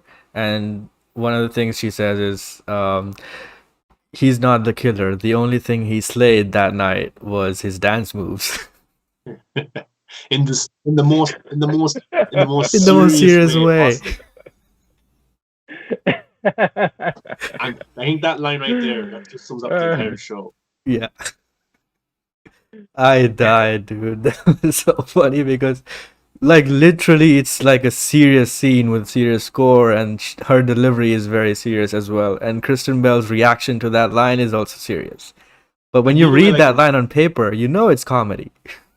but like in comedies, like that was a full blown comedy. There would be like a pause after that. Yeah, Here, she says the line, and then they move on to the next thing. You just keep yeah, going, and you're like, should I laugh at that? What? I feel a bit awkward right now. That's so funny, but then we're over here. Yeah, I think it was performed well by all the actors, written well as well, and I would love to see a season 2 because yeah. it's only 30 minutes. It's an easy watch. Yeah, I've seen this get some mixed reviews, but I think that's because of the marketing. But I also think that the marketing was on purpose. Yeah, The trailer, I've seen it after seeing the show as well, and the trailer does a good job at, keeping you guessing on whether if it's, a comedy, a parody, or if it's actually a serious show. Because the music kind of is funny, but is also very dramatic, like how horror movies or thrillers are, how those trailers are. So yeah. I think the marketing is perfect, and I think the show is also brilliant. But I can see why people are not liking this. But yeah, And also the last episode and that kind of twist and turn and stuff. It's kind of an homage to a massive franchise that I don't want to spoil because it'll give it away. which I'll talk about on privately to you. But I love that because the way it was performed and stuff like that. You know what I'm talking about with the what happens and how it happens, and Yeah, it's just comical. But it reminds me of something. But I don't want to spoil it. But yeah, it was definitely check this one out. absolutely. Rukan, have you had the chance to see it? Not yet. All right, you're in for a ride then. It sounds pretty funny from what you guys talk about. Not to mention, I like Kristen Bell a lot. I think she's fucking hilarious. So I'll definitely check it out. Hopefully soon. I didn't see Woman in the Window, but there's part of me that feels like I should watch Yeah. Woman in the Window because the jokes might hit better after when I watch this show. It's not an exact parody of that because there's no relation to that, except for some of the stuff that this show makes fun of, which you can find usually in every mystery thriller. So it's not an exact thing from that. Okay. There's only a couple of things similar to that, which this main character has, but that's not really directly linked. But you can still watch that show. I mean, the movie. Okay. It's bad, but it's kind of entertaining if you want to. I mean, if it's fun bad, then I'll check it out. I thought the music I'm was extremely well done for that movie. Trent Reznor, I think, did the music. Oh, I really? think so, yeah. Well, Either I didn't him know or that. Danny Elfman. I know that. One of those two. Okay. I mean, I didn't know Trent Reznor did that. I mean, you're talking to a giant Nine Inch Nails fan, so yeah. I mean, I'll definitely check that movie out. I at least know it's fun bad, so I'll be prepared to get the Yes. drinks in. Do that. So, But okay. yeah. So yeah, definitely check this show out. I'll definitely recommend it because it's a really fun time and would be worth your watch. A similar show to this is our next topic, the Afterparty, which again is this is not a parody, but it's a show that is basically a murder mystery, but it's a comedic show. Like the characters are just random, random. They actually come here for a reunion at this party, and Dave Franco's character is now a big celebrity and he hosts this party. So they all come here and they have obviously some connections from the past and stuff, which we see play out episode by episode through the lens of each characters. So the way these characters are, the genre and tone of the show shifts when we are watching their story through their eyes. So, for example, the first episode is through someone's eyes who is kind of romantic. So the whole episode is kind of a rom-com vibe to it. The second episode is through the eyes of a dude who's like, so basically the whole episode is from the action movie perspective. And the third episode, Really I think, it is kind of guy. He Yeah. loves like Rambo, loves like all yeah, those he kind of loves action and all that. Yeah. cool movie stars. He was actually kind of more Vin Diesel in the second episode. Yes. than anything. Yes. And the third one is basically a musical guy because he loves music and stuff. So the whole episode is a musical. Yeah. So I just loved the concept of this. And this show is written and directed by Chris Miller, one half of the duo that we love. So yeah, I won't say much, but I think that should be enough to sell you on the show. I really liked this. I'm enjoying watching it. I cannot wait to see more. I wish that they dropped the whole show together, but I guess I'll just have to wait week on week from now on. But yeah, it's really interesting, and all the characters, the actors are pretty good. I'm sold on the story. I'm sold on the comedy of it. Tiffany Haddish is doing a pretty good job. She's very funny in this. She gets to interrogate every single one of these people, So that's why you have these episodes divided with each individual. And I thought it was a pretty genius move to have these you know genres based on what they do. That's pretty cool. I cannot wait to get to that mysterious kind of woman Yeah, character who looks like it'll be Grace very, Randolph. gonna be very kind of noir and kind of old Yeah, style black and cinema white. art and Mhm. stuff like that. Yeah, and looking forward to that one as well. Like I look watching this one, I was like, yeah, it's okay. And then I could see where they were going, murder mystery, okay, different perspectives and stuff like that. I was like, I've seen this before, and I've seen like, okay, it's kind of like in terms of the last duel, where each character has a different perception of what happened and stuff like that. And I was like, okay, I've seen this before in numerous shows throughout my lifetime. But what's interesting about this is, as KSC said, the first one's about this guy. He's more of a romantic, so that's romantic teen. And then like episode 3 with Ben Schwartz is basically a musical. And I was watching episode 3 and I was thinking, I think they missed out here.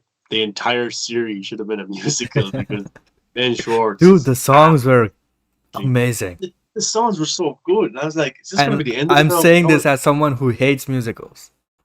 they were so good. I want to listen to them again or repeat when they hit YouTube or whatever. Download them on Spotify because they're actually really Yeah. well choreographed, performed. Yeah, very catchy songs as well. Yeah, sure, whatever is one of the songs. Yeah. Yeah, sure, whatever. It's the way they did it was fantastic. But yeah, I do like. I didn't like at first that we're different characters, different perspectives, but now I kind of like it because they've added something new to it. And it's a big murder mystery. I think the murder is in the trailer, but I'm not going to say it just in case I'm wrong. Um, but yeah, they're just trying to figure out who did it. Tiffany Haddish is the detective. Yeah, but Wesley with this cast, like none of these cast members, are like maybe Tiffany Haddish, like they don't really star in movies that much. A lot of this cast, they're basically like the third or fourth character in a movie. They have like they're there for comedic relief, and those type of actors are probably the best types of actors in those comedy movies because there's that certain character there that has just kills it every time he's on screen. So you put all these actors together, and they're doing an awesome job, really are. And yeah, I wish I could binge it all. It's like 25-minute episodes and stuff, but yeah, I'll have to see how it goes. But yeah, the episode 3 was my favorite, the musical one. Yeah, mine too. Rokan, you We've haven't seen seen this? I haven't watched it yet. I did just redeem my Apple TV free trial, and I've been watching Ted Lasso. I just finished Ted Lasso, but I did see ads for the after party before each episode would begin, so I do want to check it out. Though I love it does look pretty funny, and also I'm a big Ike Barinholtz fan. I used to watch him on Mad TV back in the day, so he's always been kind of like a dude I always look forward to. Nice. Yeah, it's definitely one to check out. I think it's the same kind of thing we've seen before, but it's different as well because as what we said. But yeah, it's on Apple TV, isn't it? They're killing it right now with shows Yeah. and stuff. So some of the best content out there, consistently good content, is from Apple TV. Mm-hmm. And yeah, the other shows look fantastic. So I think they're doing an awesome job, and this is another kind of win for them. Even though a lot of people aren't even talking about it. Yeah. All right, so let's move on to the next topic, which is Peacemaker. And this shit show, which everyone hates. I'm just kidding. Look, this show has become such a big controversy amongst the DC fans. I don't even feel like mentioning that, but it is what it is. But as a big James Gunn fan, as a fan of his work, and from Guardians 1 and 2, I like both. I think both are great. And the Suicide Squad also I liked, but I didn't love it that much. I thought that his Guardians movies were better, but I'm really enjoying Peacemaker a lot. I think this is what he is really good at. And I feel like he is best when he's unrestricted by time, by rating, whatever. And this, I think, is James Gunn unleashed, and I think he has never been more unrestricted than this. So he gets to do basically everything he wants, and it shows. Um, but yeah, apart from that, I think the story is pretty good. The performances are great. The characters are pretty good. I really like all of the characters and where the story is going. I didn't like the first episode, and I was kind of iffy on the second one, but the third episode sold me on it. And from there on, I just kept loving every episode since. And I think the graph is just going upwards from there because every week the episodes keeps getting better and better, and I just cannot see how people who actually watch this show not like it. Maybe the comedy is not for you, and I can totally understand because most of the comedy is also not for me. It's like not the funniest thing I've seen or whatever, but some of it is really good. I'm just here for the characters, the story, the dynamic, the emotional scenes and all that. That's pretty well on point. The comedy sometimes is funny, but sometimes it's not. But that's just one aspect of it. Whatever, I don't care that much. But as long as I'm getting a good story out of this show, I'm gonna keep watching, and that's what I'm getting, so I'll be watching it. And Gunn, in a recent interview, said that the sixth episode is his favorite, and then yesterday or today, he kind of said that was before the seventh and eighth were finished, and now seven and eight are his most favorite ones. And I was like, okay, I guess he's selling us onto the episodes, or maybe he genuinely thinks that. I don't know. But from what his Twitter interactions are, I feel like I just love when he interacts on Twitter because he's one of the few directors that actually interacts with fans and answers questions and all that. Even though sometimes he can be kind of cringe, I I still appreciate him being so active on Twitter. Um, I always enjoy that he answers questions about his movies and shows because he loves to put Easter eggs and stuff like that in the shows and movies. So I'm always that kind of guy who wants answers to those things. And when people point that out and ask him, he answers them. So that's a pretty rewarding thing, as a James Gunn fan. So yeah, this show also has, like, saying this show has Easter eggs is kind of an understatement because like it's filled with DCU Easter eggs and other Easter eggs um in every single episode. It's not like Birds of Prey or even Shazam or Wonder Woman 84 where it's kind of isolated. But this has a lot of references to a lot of stuff in the DCU. And I think the finale will have even more. So I cannot wait. What do you think of it, Mar? Yeah, well, look, I think the Suicide Squad and Peacemaker, which James Gunn has described Peacemaker as a sequel to the Suicide Squad, these two in the DCU have been my favorite movie show since Snyder left, in my opinion. I liked Wonder Woman 1, but Snyder with Batman v Superman, like that was like that was the holy grail for me in terms of the DCEU. Of course, the Snyder Cut came out last year as well, which is fantastic. But Peacemaker and Suicide Squad for me, not including Snyder, have been unbelievable. I think I really enjoyed the two of them. But yes, there's cheesy humor and stuff like that. Some people like it, some people don't like it. But I think Peacemaker, the show, is really pulling back the layers of the character of Christopher Smith, of Vigilante, of Adebayo, of these characters, just pulling back the layers. And there's an innocence there, there's a vulnerability there. There's also like you can understand why Peacemaker acts the way he does in Vigilante. I think episode 4 had that a lot of very emotional side to it. So I think he's doing a fantastic job. There's haters out there that don't like it, fine, but they can't stop talking about it. That's the thing. They Without seeing it, constantly, though.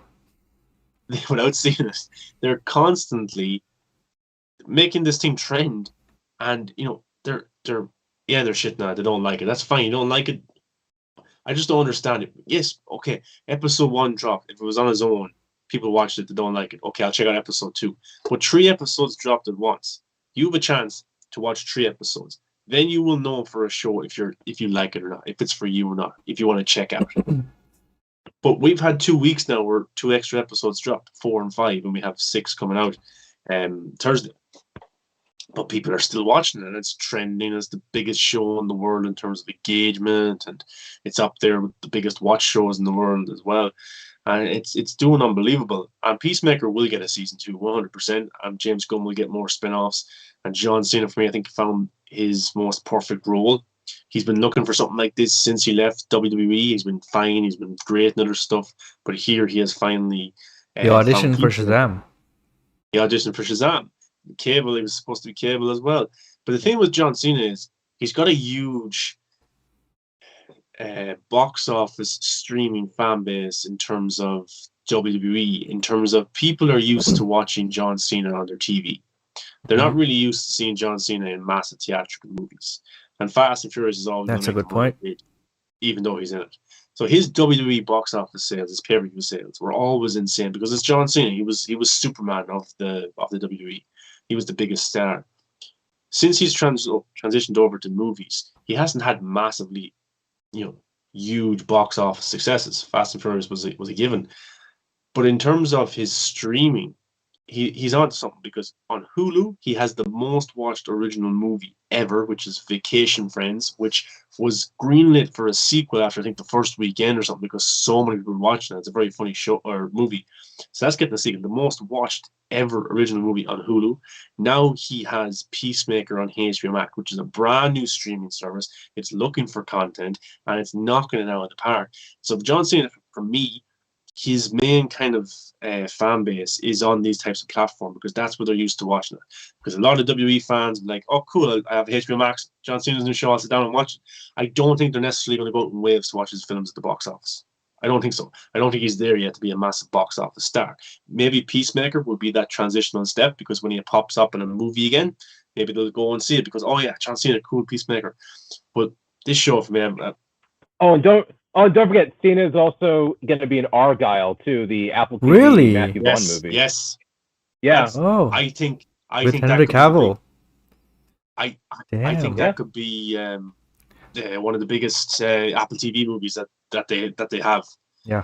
Because of who's involved and because it's streaming as well. And dude, Henry Cavill and Dua Lipa. Come on. That's crazy. I think that's one that's going to. That's going to reach average audiences, general audiences, stuff like that, because streaming, Henry Cavill, all that kind of stuff. But Peacemaker for me is fun. There's loads of DC references. Batmite, fantastic. Kite Man, which was cool to see in the last episode. Dude, that made my day. That was cool. These are this is world building, and I've criticized DC for having a headless cameo in Shazam of Superman. For Jared Leto's Joker, the stunt double. I hate that shit so much. Yeah. But here, James Gunn, if he can't physically show them, he's going to reference them in fun ways. He references the Justice League, he references Kite Man, he references Batmite. That's cool. I actually think he will fulfill his promise of mentioning those characters. Yeah, me too. I think Batmite will show up. I think there's been rumors out there that some JL members might show up in the finale, maybe. I don't know. But I don't think James Gunn is here just to give cool little references. I think he's actually going to go all the way with it. I think somebody will pop up. I think we will get Batman, Kite Man eventually. He wants to explore the entire DC universe. And I think his days at Marvel are finished after Guardians of the Galaxy 3. Yeah, me too. And look, DC is very hit and miss. Some movies are going to make $1 billion. Some movies are going to make $500 million. Some movies are going to make Shazam money. That's just the way their brand is because of the way they built it up. It's their own fault. You never know what's going to be a hit or miss with them. Who would have thought that Aquaman and Joker would be billion-dollar films? Didn't happen. People didn't think that was going to happen. They shit on those movies. They didn't think it was going to happen, and they excelled. And going into Peacemaker, people were like, "This is going to be a flop. This is going to be terrible. Look what the Suicide Squad did." It's very hard to compare box office to streaming. Those things are so different from each other in terms of the fan base that it reaches. And Peacemaker is just, it's knocking it out of the park. 5 episodes in. I've been hugely enjoying it. I think what I like about this as well is it's not a small story. It's not self-contained. Yeah. You have the butterflies. And in episode 3 we got to find out that there's butterflies all over the world. Starro was such a huge character as well. And that was a huge thing that would have gotten out if Peacemaker didn't kill Rick Flag. And my favorite scene in the Suicide Squad was Peacemaker. What a joke! Fantastic.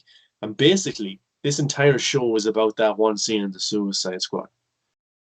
And James Gunn is writing this beautifully in terms of the characters and just the layers it pulls back and the music as well. I just don't see how you could absolutely hate this show. In terms of the humor, you could probably hate it, but everything else, it's much more than humor. The humor is a camouflage for these characters to use because they're sick. They're depressed people. They're people with anxiety. They're people who are just absolutely effed up because of how they were raised. And you can see Christopher Smith. You can see what his dad was like. You can see why he acts this way. And the humor is a camouflage to hide those emotions. So, yeah, I know I went on a bit of a rant and a rave there about that, but I just love the show. I love John Cena as an actor, and I think it's awesome that he's found this role. And yeah, it's for me, it's the best DCEU content, say, since maybe Wonder Woman and Batman v Superman, not including the Snyder Cut, because that came out there only last year. You know what I mean? Yeah, I love it. I'm a big fan of it. Yeah, it's pretty good. And I gotta say, I didn't like Vigilante at first, but one of the episodes was centered around him, and that episode was pretty good, and it sold me on him as well. But one of the characters is, this detective that that's in every episode. I just love her, man. She is, she's so good, and she's the one in the in the opening dance sequence where she looks up to the camera. Um, she's amazing. I just love her character. She plays it straight though. She Yeah, she wants to nail this case. yeah, And all this chaos is going on around her. She is acting seriously. She's acting like she's in a detective movie, like David Fincher's yeah. directing her or some shit. She wants to figure out what's going on. I think the actress is doing fantastic there. And that serious And note her, adds a lot to the actual story. yeah, yeah, and her comebacks whenever she got called, she gets called racist stuff, are hilarious. Yeah. Robert Patrick is fantastic too, Yeah, even though he's a bit of a dickhead in this. He is a dickhead. The yeah, White Dragon. I think he will come up in the suit as well. yeah. Me I too. think it's so yeah, it's fantastic. Rock on. You've been listening to all of this. Now tell us how you really feel about Peacemaker and how bad it is. I don't look. I'm gonna get this out of the way. I don't think it's a bad show. I'm mixed on it. I'll be honest. I am very mixed on it, but I don't hate it. I mean, there's still enough for me to be like, all right, let's see how this plays out. You know what I mean? Like I'll go with what I like about it. First off, I like the fact that Peacemaker's haunted by the fact that he killed Rick Flag. Yes. I think that's legitimately great, especially kind of like how you just see him just kind of like so hurt by Rick Flag telling him that Peacemaker, what a joke. I like that. I think that's really good. It makes it interesting. I like the crew. The crew is really good. They all have kind of like really good chemistry with one another. Granted, a lot of them were people that we met in Suicide Squad that they're transferred over right here. But even the new recruits, I'm kind of like, all right, I dig Yeah. the crew, and I do like, and I do mainly because I just there's a part of my brain there's that part of my brain that enjoys the gore fest and the bloody action. Like I can Yeah. have fun with that. That's what I have. That's what I do enjoy about the show. What I don't enjoy is it's all the Yeah. dick jokes, all the sex jokes that they just waterboard you with.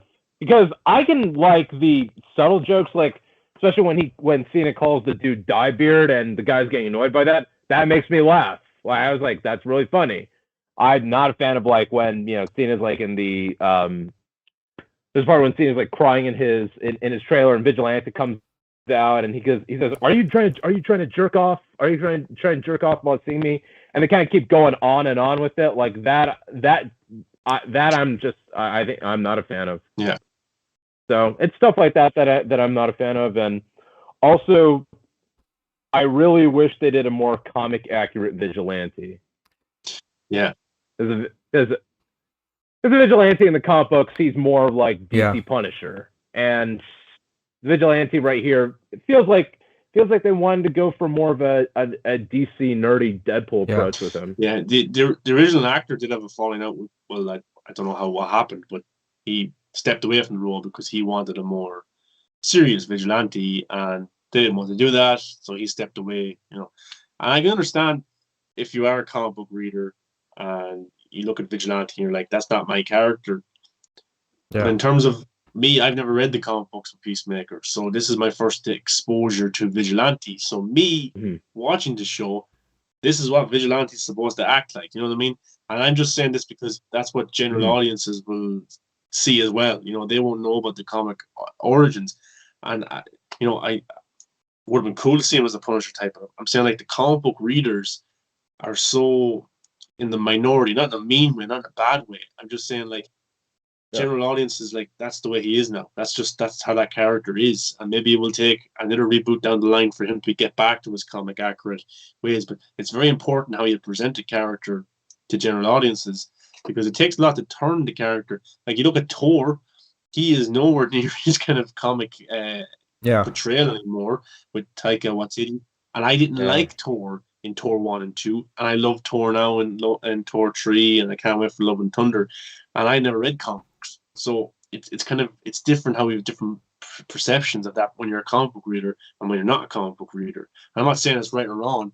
I'm just saying, like, that's how I know the character right now, and I accepted it because that's all I've known about the character is how I see him act. Right. No, yeah, I get it. I get it. I absolutely do. And to each, I would say is just to each their own. You know what I mean? So it's cool that a lot of people are digging this version of Vigilante. It's just the fact that after seeing, I stopped watching Arrow a long time ago. Actually, I was gonna say that. Was the season with Vigilante, and I was last thing I watched was the last season of Vigilante, and they really did a piss poor job on him. So really? I was kind of hoping that I thought that Vigilante in Arrow was pretty good. It's not. They made him kind of superhuman, which he's not. So I just didn't. I just like the fact that Vigilante is a dude is this dude who had trust in the law, and it failed him, and he's like, I'm gonna become the law. So that's why I was kind of like that, and I was kind of hoping that they would do some type of like Vigilante mulligan, you know what I mean, with Peacemaker. So they didn't, and like I said, to each their own. I know I see a lot of people on Twitter going like, oh, he's my favorite DCEU character and blah blah, and I'm just kind of like, great, you dig it as long as you're not hurting anybody. I would say he's very similar to Peacemaker, though, maybe too similar. I think they should have a different kind of approach to both of them. And like, I'm not a comic book reader, but I am a movie fan, and to kind of relate to you in a sense is, like, I hate the new Hulk in the Marvel universe. I do not like that whatsoever. So do I. Give me Eric Bana's Hulk any day. Give me the original The Incredible Hulk series Hulk. Give me Ed Norton Hulk. Give me the Avengers 1 Hulk. Yeah. I don't want that. This new Hulk, Professor Hulk, at all. I hate the character. So I can understand that in terms of it's not the character that you know, and it turns me off Hulk. And I don't even know if I want to watch not Miss Marvel, She-Hulk series, because his character's going to be in it. I do not like the character. I think it's disrespectful. So I can understand if you're a comic book reader and you look at Vigilante, and that's not my Vigilante. It's not the way the character should be. So I can understand. Yeah, exactly. And and like it would be like making Deathstroke like this. Yeah, imagine that. There'd be rioting in the streets. But look, I mean, overall, I would say, as mixed as I am with Peacemaker, as much as I can roll my eyes at all the dick jokes and the sex jokes and everything like that, there's still enough for me to be like, okay, let's see where we go from here. I feel like after the first season's done, I can come up with like an official word on whether or not I should stay on board. Do you know another thing that people online are complaining about? Saying that James Gunn is being disrespectful to Batman and Superman and Aquaman and Wonder Woman and stuff like that. I just kind of want to address that for a sec, because disrespectful is Justice League 2017 to those characters. That's disrespectful because those characters are put out into that physical form on screen. In terms of James Gunn and Peacemaker, this is Peacemaker's perception of these characters without really meeting these characters because of what he read online. And that's very similar to how we act, how Twitter acts and stuff like that. And a good example is in Batman v Superman with the media. The media makes Superman into the villain. That's how Batman kind of believes this as well. And, you've got the people who want Superman, the people that don't want Superman. Then, of course, online, people will be saying shit about Superman and Batman, making up rumors. Because that happens Like now. they're saying shit about Peacemaker. Yeah, exactly. It's happening now with Peacemaker. Peacemaker reads this stuff and he believes it online. He's probably jealous of Superman. He's probably jealous of Aquaman because they're in the Justice League and stuff like that. So he spreads that shit around. And he believes it because he reads it online. James Gunn, for me, isn't being disrespectful to them. This is Peacemaker's perception because of what he reads online, because of who he is. If you ask some other character, and not to mention Shazam, he loves Superman. And not to mention, like, anytime Peacemaker says something like that, people will kind of like, come back with that's fucking stupid. Yep. Because the whole thing in Peacemaker is that he's an idiot. And also you have to people have to understand that when directors or writers are making their characters say something that isn't them saying it, that is that character saying it based on what that character is like. That's not the director or writer agreeing with the character. That's just how that character is. So Peacemaker saying it's just Peacemaker saying that Superman has a poop fetish or whatever. That does not mean that James Gunn is making fun of Superman. It just means that Peacemaker is a shit at reading bullshit on Reddit. And James Gunn even had to clarify that. Now if we cut to exactly. Now if we cut to a clip of Cavill watching Two Girls One Cup, then I would say Gunn disrespects Superman. But until then, it's just it's the same thing as when people were flipping out about the Bloodsport thing when they said Amanda Waller said that he put Superman in the ICU, right? Like, how can that even happen? Superman can never go to the ICU. It's just a thing that they said to earn rep, it's just false. It's not true. Even though it happened in the comics, I don't think that's true in the DCEU. That's not an actual thing that happened in the DCEU. They can say that it happened. Like, those are criminals. They can lie. I don't know why people got so mad about that thing. And again, the same thing happened here, and that's not true at all. It's just Peacemaker saying it. That doesn't make it true. I don't know. People are just getting mad because it's James Gunn or whatever. Yeah, and even Peacemaker calling out Batman's no kill rule was perfect. It was it was spot on. It really was. But just to finish, just ask everyone, the three of us, what's your favorite action sequence, your favorite shot, so like a sample shot, and who's your favorite character non-Peacemaker? Casey, what's your favorite? What's your three there for those three? Action scene, favorite shot, and non-Peacemaker character. Favorite action scene, I would say, would be in the recent episode where Peacemaker just goes on a headshot kill fest. That was a pretty awesome scene. But if I had to pick one shot, I would pick the one in episode 3, I think, where it's basically Peacemaker and Amelia, outside their house with the sniper rifle, and they just take a break because they have to wait and stuff. The way that she is shot with a song and slow motion and all that, I just love that scene. Yeah. And other character than Peacemaker, I don't know if I like any other character particularly, one more than the other. I think all of them are equal for me. Maybe Vigilante, maybe Amelia, I don't know. Oh, I would pick the detective, actually. The detective. Okay. Rokan, what's your top three? All right, so my favorite action scene is when he goes all Doom Eternal in the warehouse in more recent episode. Dude, those were like zombies. It gave me Dawn of the Dead. Yeah, callback. exactly. I was gonna say it gave me more. Yeah.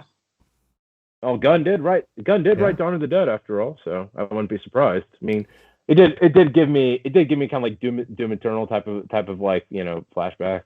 which I thought was cool. Favorite shot. It's funny. It's funny. I haven't really thought about kind of like the favorite shots, but I think probably would have to be just him sitting with Oh yeah, that was a Eagly, very good just scene. kind of like right Yeah. there. It's such a it's just kind of like, it's just kind of just like a nice kind of like, Yeah. simple moment right there that I really kind of like appreciated. And I think my favorite character that's not Peacemaker, I think would have to be Harcourt, just because she really is kind of like the straight woman in all of this. Like she really just kind of like, She's the waller. she's doing, she's really just have to put, exactly. Yes. She's the wall. She has to put up with their dumbasses. So Yeah. I think Maher's favorite would be Eagly. Now you're spoiling it.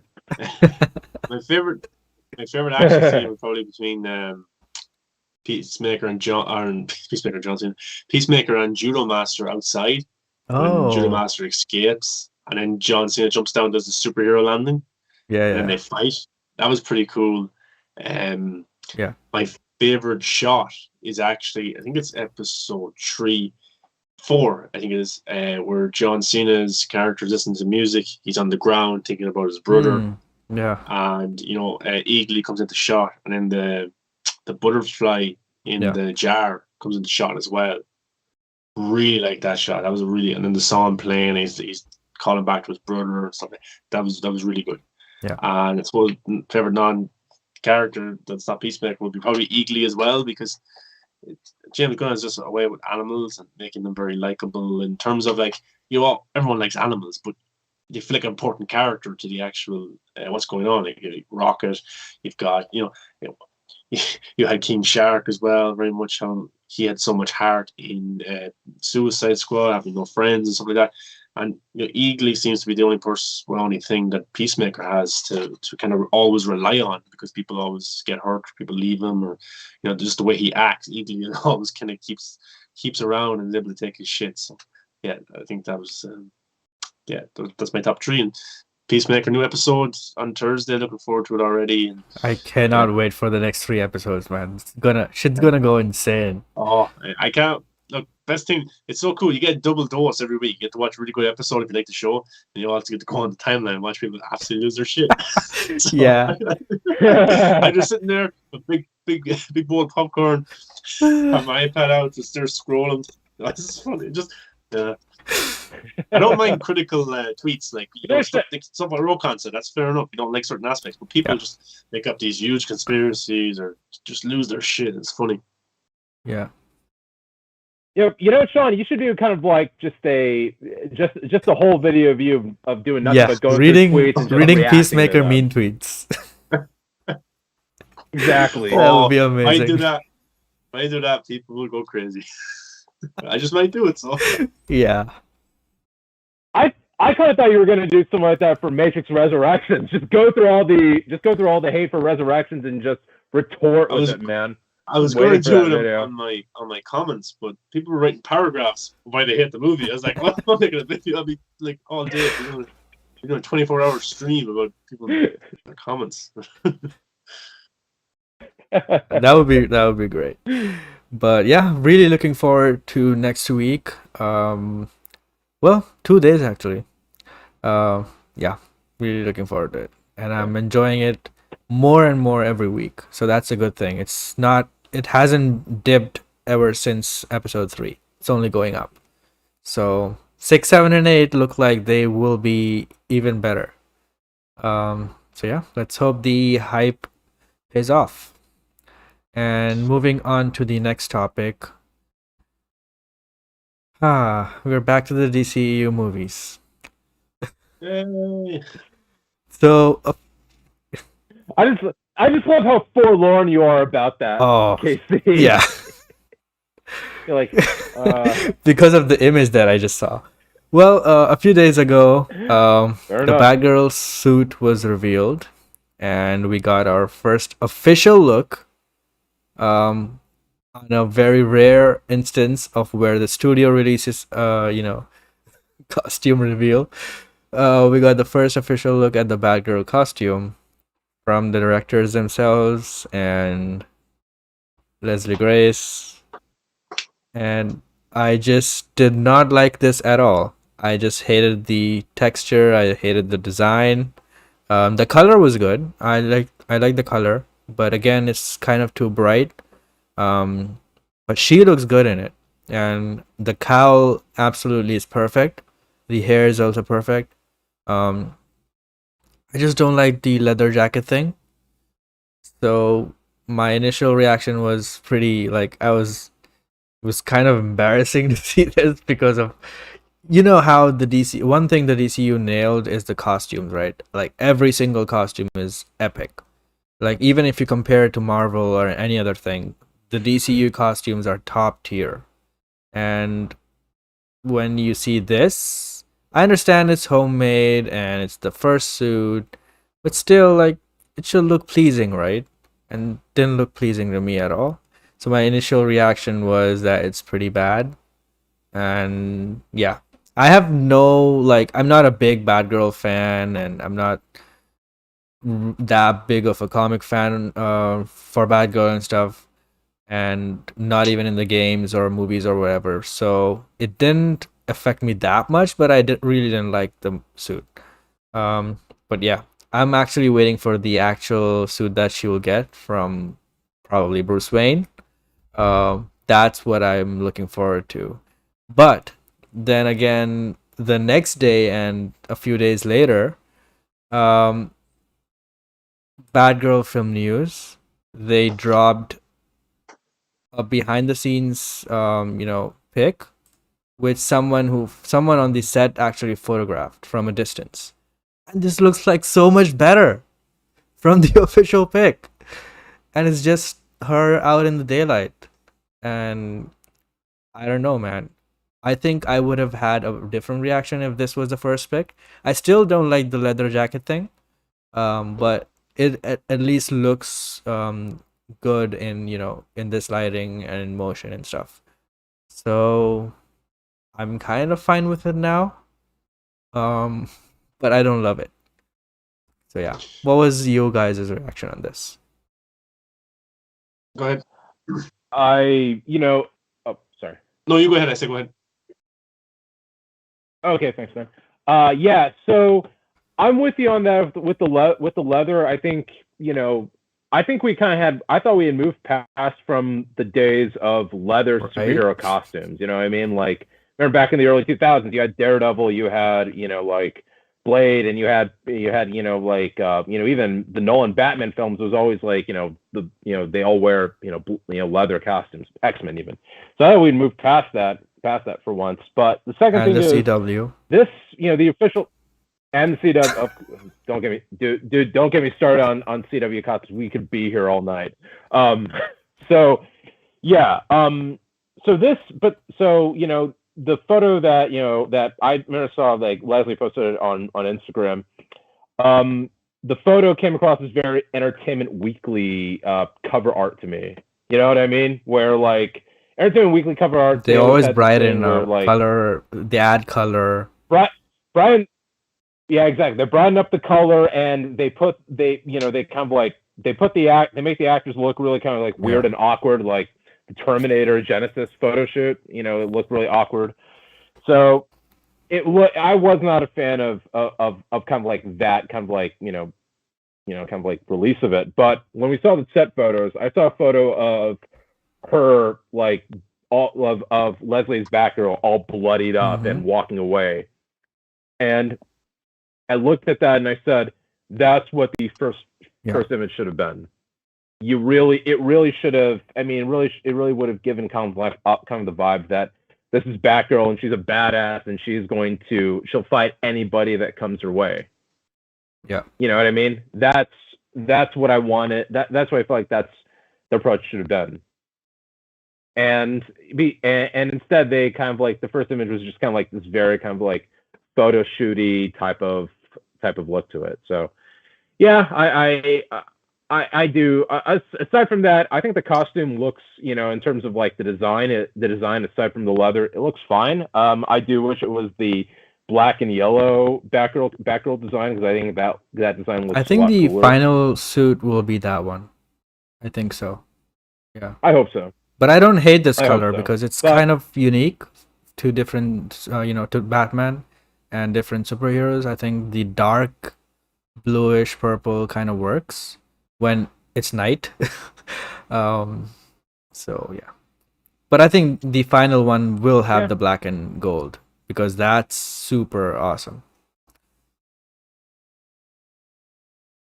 yeah, and yeah, exactly. So as far as I'm concerned, I think it's a fine fine look to it. Yeah. Just fine.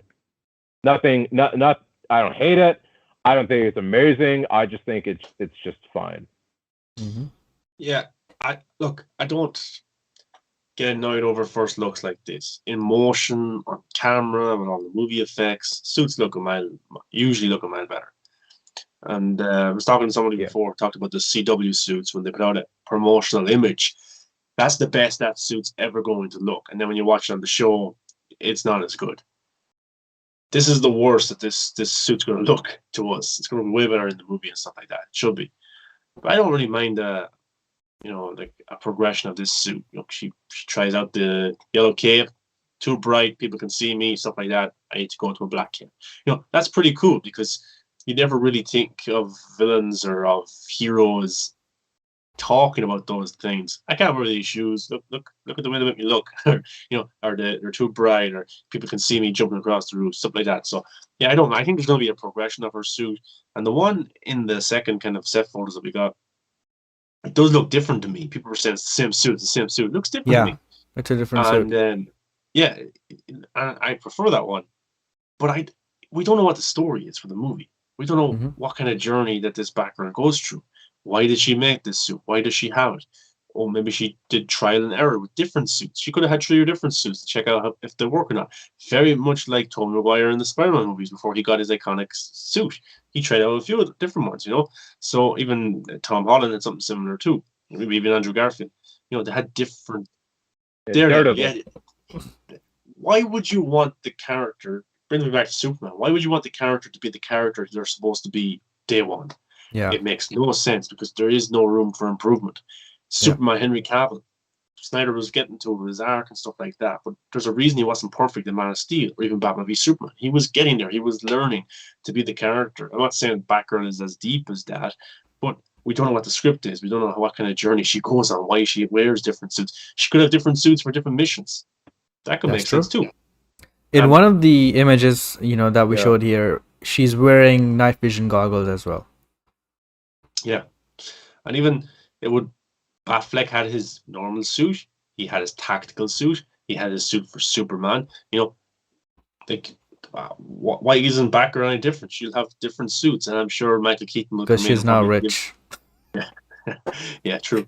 But I'm sure Michael Keaton will come in and give her an upgraded suit, of course. That Yeah. will look a million miles better or something like that. But yeah, look, it's a first look. It's not anything to be absolutely amazed by or anything, but it's fine to me. She's a year one Batgirl. She even used the year one Batgirl quote in her Instagram post. So yeah, it's a birth of the character. It's the origin of the character. I'm not going to be too hard on it. All that matters is that the film's good. If the film's good, then the suit really doesn't matter that much. They can always improve on it, and it's not really that much of a big deal. So That's very true, yeah. And also, I would like to say that Yeah. I am really, really enjoying everything that I've been seeing from this movie so far. From the behind the scenes photos and stuff that this page is putting out. The locations, the tone, the snow, Gotham, and all that looks fantastic to me. And even the premise, the characters that are in it, J.K. Simmons, Gordon, Keaton's Batman. I don't know how that all is going to play out, but apart from that, I'm actually liking everything that I'm hearing from this. The only 2 times I've been disappointed from this movie, but now I'm over it, was that Ben Affleck wasn't going to be in this, and the first suit reveal. But apart from that, I've been loving everything that I've been seeing. I think snowy Gotham, I think, is a very cool aesthetic that a movie should have. BVS almost got that. We missed out there, but finally we are getting it here. So I'm interested to see how this movie looks. I'm more curious about Oh yeah, Firefly's costume, to be Firefly honest. too. He's gonna be great. Yeah, I'm just kind of curious. Are they gonna give Brendan the jetpack and everything, or are I they just think gonna so. like, just? Wouldn't he have to have that? I mean, they have to.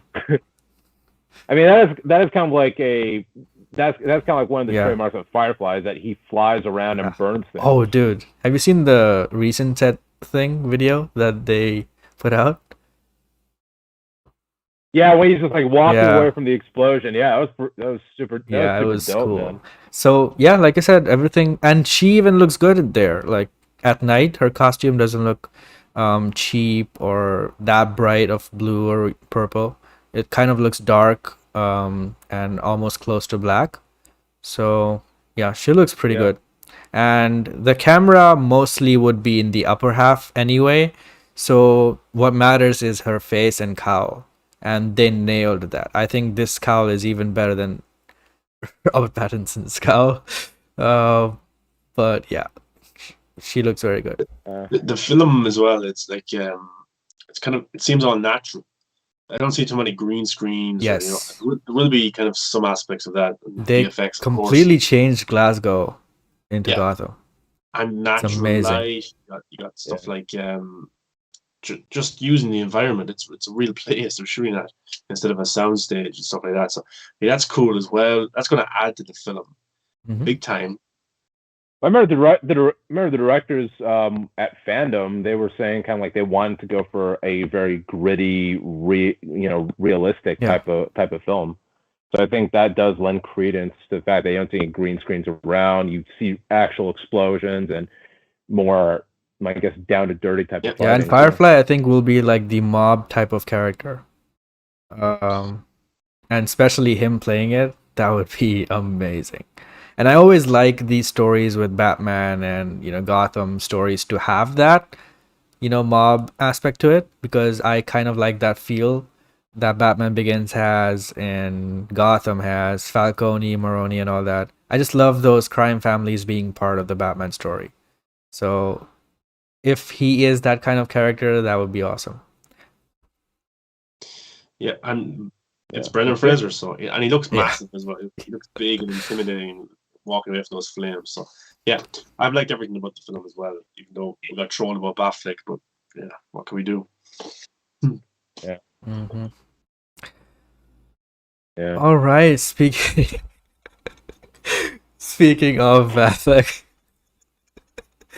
oh man, Matt Reeves called Ben Affleck's Batman script exciting and almost James Bondian, but not something he personally related to. So, in a recent interview, he said, I read a script that they had that was a totally valid take on the movie. It was a very action driven movie. It was very deeply connected to the DCEU with other major characters from other movies and other comics popping up. This pains me the most.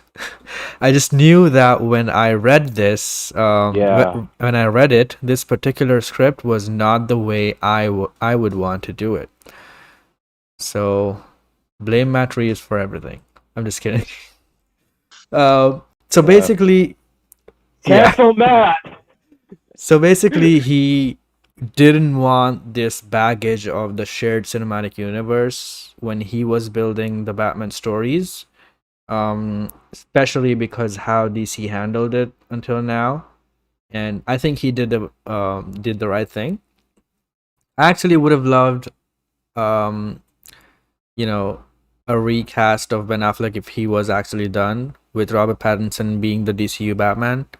Actually would have liked that more, but I guess they went with the Keaton route because maybe he's more popular and all that, and because Matt Reeves didn't want his movies to be connected to the DCU, right? So even WB's hands are kind of tied there. But apart from that, I do think that this script should one day be made into some animated movie or something, or maybe one day Ben Affleck will come back and do it, or just, somehow this or into a comic book or graphic novel, even though some people hate that. I think this should get out because all we've been hearing about the script is that it's awesome.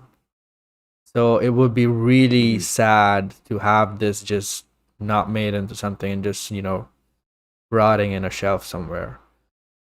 And the thing about the cameos and the other stuff that he mentioned here was amazing because we know that Deathstroke was going to be in this movie and Lex Luthor actually tipped him off. And Barbara Barbara Gordon too. would have been in this movie and probably Jared Leto's Joker. Dude. Yeah. Would have been cool. But like, people are blaming Matt Reeves because he wouldn't do it. Maybe even Superman would have shown up at the end. But, it would have been loads of tie-ins.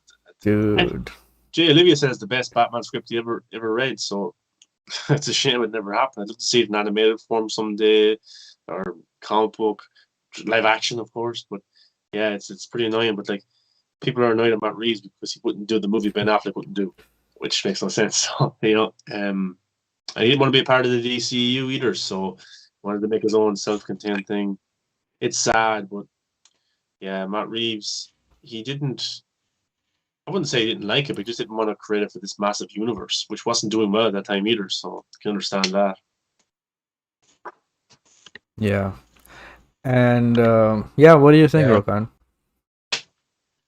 If I had alcohol right next to me while you're doing the news,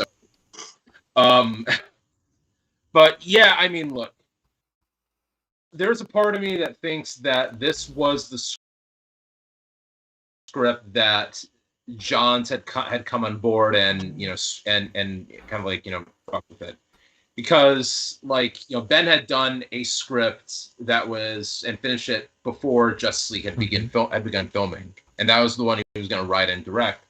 And then after Justice League had finished wrapping back in like early 2017, the news came out that Johns was gonna come in and help rewrite the script with Ben, and I think that was the script that Matt ultimately saw, and I think that it might have turned him off from doing it. Now, granted, I completely understand looking back why Matt would want to make a Batman movie that was separate from DCEU, and I think when you see everything you've seen of the Batman, it's worked to its advantage in that sense. But yeah, it does suck that that he didn't go with Ben's script or a version of Ben's script.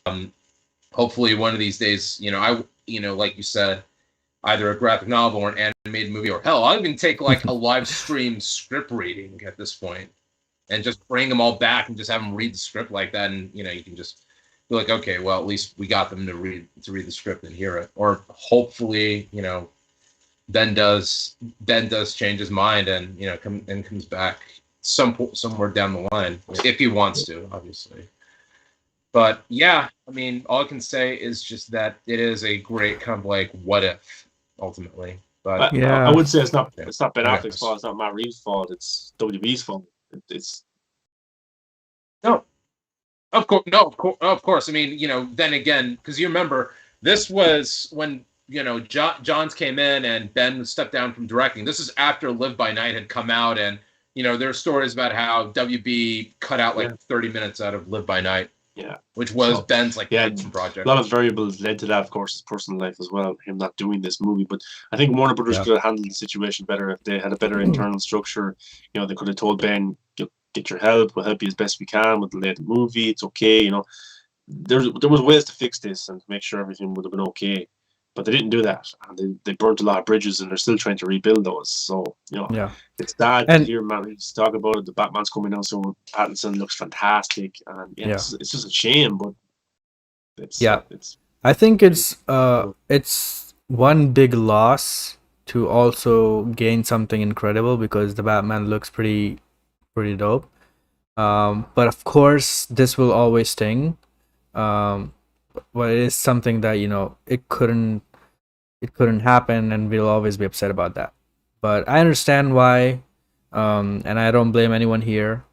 Even WB wanted to make this, and even they tried to offer him his solo project and stuff.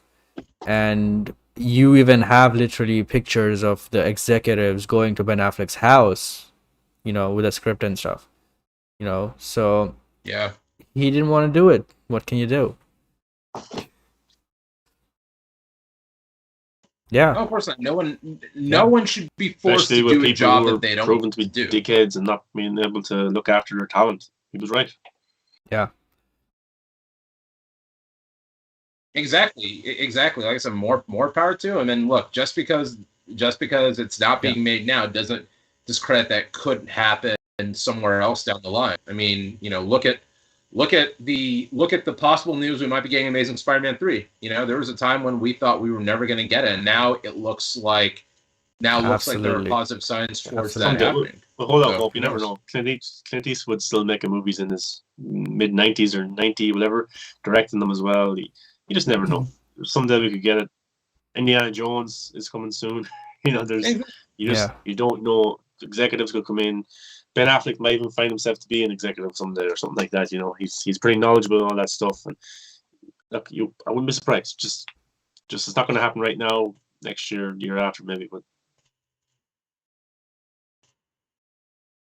yeah, it's why I always, it's funny whenever I get kind of like get asked, the big, is the Snyderverse going to happen? Is Ben's movie going to get made? Like the answer I always give is just keep your eyes. Nobody knows. That's all you can do. Whether or not it's gonna happen, and everybody's just hoping and assuming. So if someone is telling you that's gonna happen, they're lying because they don't know that's gonna happen.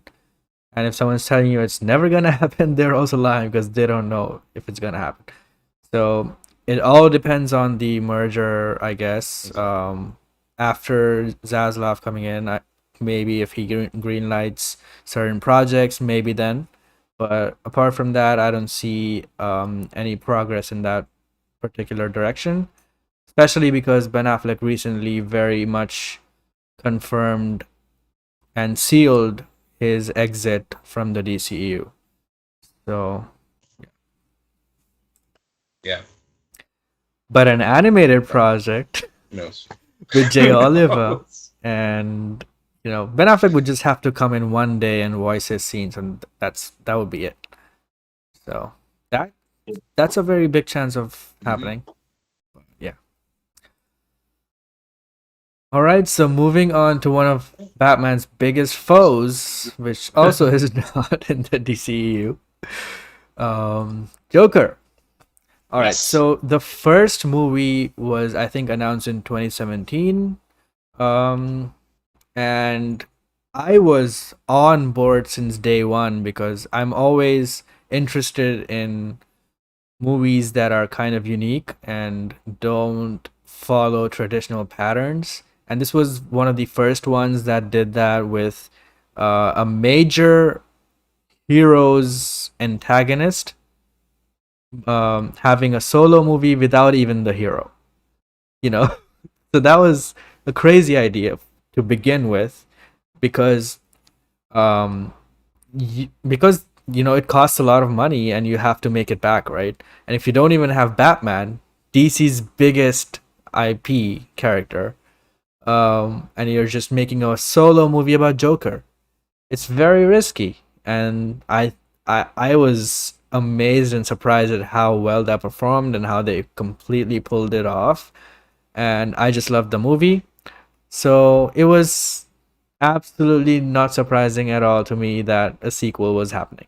Because, even if Todd Phillips, Joaquin Phoenix said that, they're not interested in a sequel because it's a one-off, whatever, I knew 100% there was going to be a sequel, because that's what happens. It's a company that made a huge profit from a movie that was unexpected, and now they have a chance for a sequel on their hands. Of course they're gonna make it.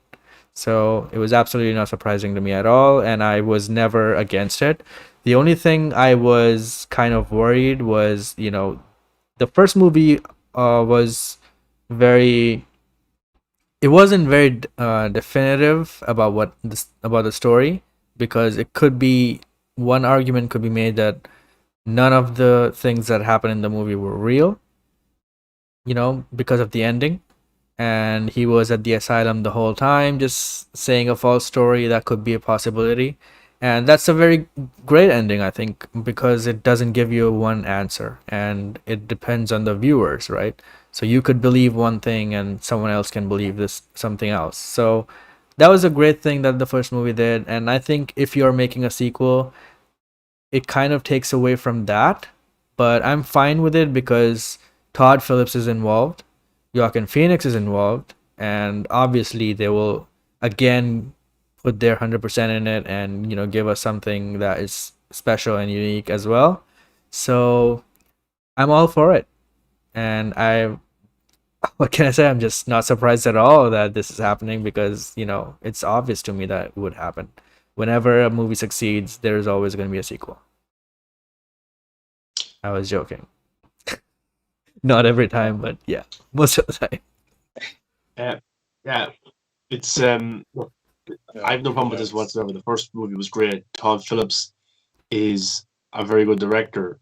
He can direct, like good directors can direct movies, and he's done all the comedy stuff like that. You can look at them, but he directs his stuff He's one well. of the few directors that are in the top 10 highest grossing movies of all time, with 2 movies.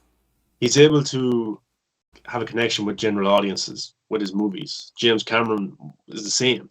Wherever they pump out, you're able to make money. But like Joker 1 was a big hit, loved it, Oscars, of course they would make a sequel.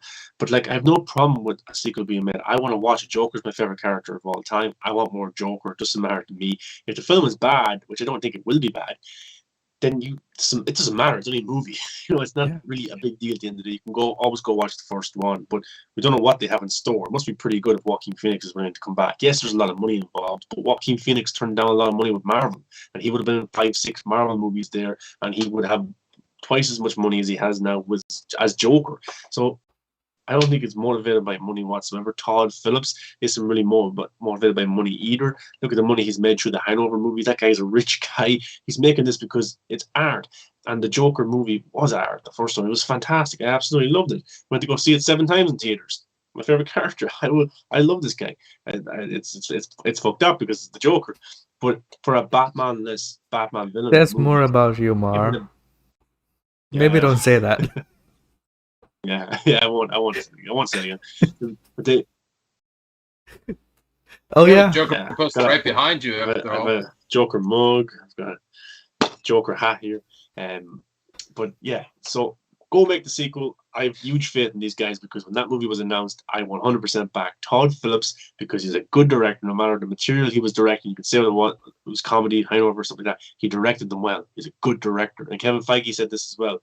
It doesn't matter about budget or what the story is. A good director can make a good film because they're a good director. So, they can direct well. So go make it. I have huge faith in Joaquin Phoenix. I always have been on that role. So yeah, no problem. Go make it.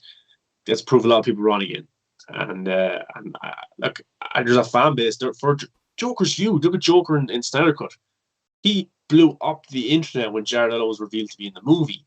And that's when more people got into the movie in terms of what's this thing? Oh, Jared Leto, cool.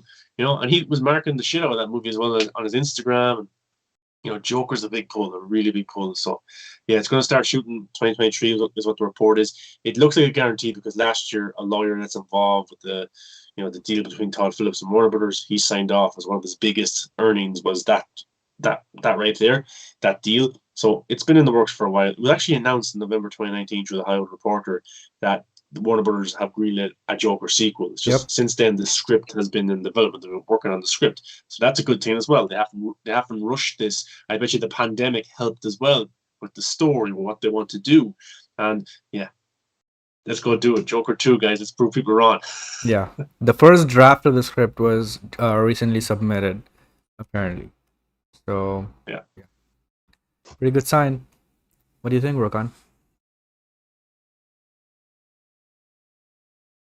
I mean, I'm open to the idea of a Joker sequel. First off, I absolutely loved Joker when it came out. I mean, granted, and that comes that that came from kind of like, that surprised me because I was a little skeptical in the idea of a Right. Joker origin story, because I always like the idea of Joker's origins being a mystery. You know what I mean? And I was like, I don't want like to watch a movie and then like, this is how he gets the True. purple coat. This is how he gets the, you know, the bang gun. You know what I don't think mean? anyone was expecting a movie like So that. I was kind of nervous about that. Yeah. Exactly. Yeah, but I mean, you know, you always have. No, that, I mean, like, what I I don't call think anyone was origin story expecting the movie itis, we you know, got. movies. It was so unique, and people always, I think, assumed Yeah. that it was going to be a traditional Joker story type of thing. You know, how he falls into a vat of acid or whatever. But we didn't get all that. We just got a completely unique original story, and it was cool. Exactly, and Yeah. you know, like I said, it genuinely surprised me, and so, you know, it got nominated for a lot of Oscars, even for Best Picture, which, I mean, that tells tells Feige, yes, you know, comic book movies do get Yeah. Oscar nominated, Feige especially sometimes for the says big something ones. that. So, sorry that. Yeah. Sorry, that article annoyed me. But yeah, so.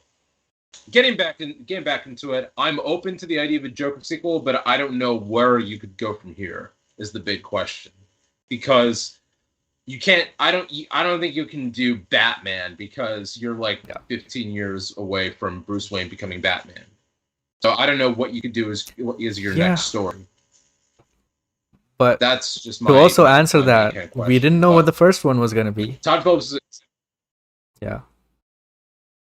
Exactly. You know, so like I said, I mean, I was proven wrong once before, and I'm fine being proven wrong again. I should say, I predicted that they will include a Batman in this trilogy. I think this will be a trilogy. I think they'll include a Batman at some point. Yeah. I've said this since I watched the first one, because nobody expected them to have like that. Again, when Bruce Wayne showed up in one of the trailers for the Joker, people were not expecting that whatsoever. Well, that's Bruce Wayne. But then we didn't know once we watched the movie. Yeah. Then we watched the movie. I remember the audience I was with when I think Alfred or someone says Bruce or something like that. The audience went crazy. And this is general audiences who aren't invested in the whole DCEU thing. They were like, what? That's Batman. You know, that's going to be Batman. Yeah. So they were excited at that. And I think they'll be expecting a Batman. I even loved the ending where, you know, this whole riot is going on in the city, and in some corner the Waynes got murdered. We saw that. It was amazing. Yeah. It was really well made, and it was set up really nicely, I thought. So, oh yeah, nailed it. Absolutely. I just don't know. I just don't know where it's gonna be interesting. But like that's why they get paid the big bucks and we're on a YouTube channel. So. But yeah, I'm really looking forward to that and cannot wait. I think they should also do more Black Label stuff actually. After Joker too, because I think that's a pretty good idea. You know, to have a separate label of, you know, these solo movies that are not connected to each other or to a larger universe. It's a pretty good thing. So that's something that also separates DC from Marvel, because Marvel's never gonna make a movie outside of the MCU. So, well, at least not yet. And like, I think Warner Brothers are willing to make a sequel to a $1 billion movie than greenlight another movie like Joker. That's just the way they are. They're still thinking about their money, and like it's easier for them to greenlight Joker 2 because it's probably a guaranteed success. But success. These are fairly cheap. Or Clayface movie. That's yeah. Hopefully they do. Hopefully after Joker 2 they do. Even for HBO Max, why not? Just make everything you can. Yeah, I agree. Yeah. So those were all the topics for today. We had so much fun talking about the DCU again. Actually, I'm not just doing this because Rokan, I want to thanks very much for coming on again, man. Really appreciate it. And always great insights, great different opinions, especially about Peacemaker, even Joker 2. We're all on the same beat here. And we had so many unbelievable conversations. And then next show we have Peacemaker with a review. maybe Jackass, Moonfall, Nightmare Alley. We're going to see that as well. Loads of good things coming next week. Just to review that. And that new zombie show, I've been watching that. They're All Dead, I think, or They All Die.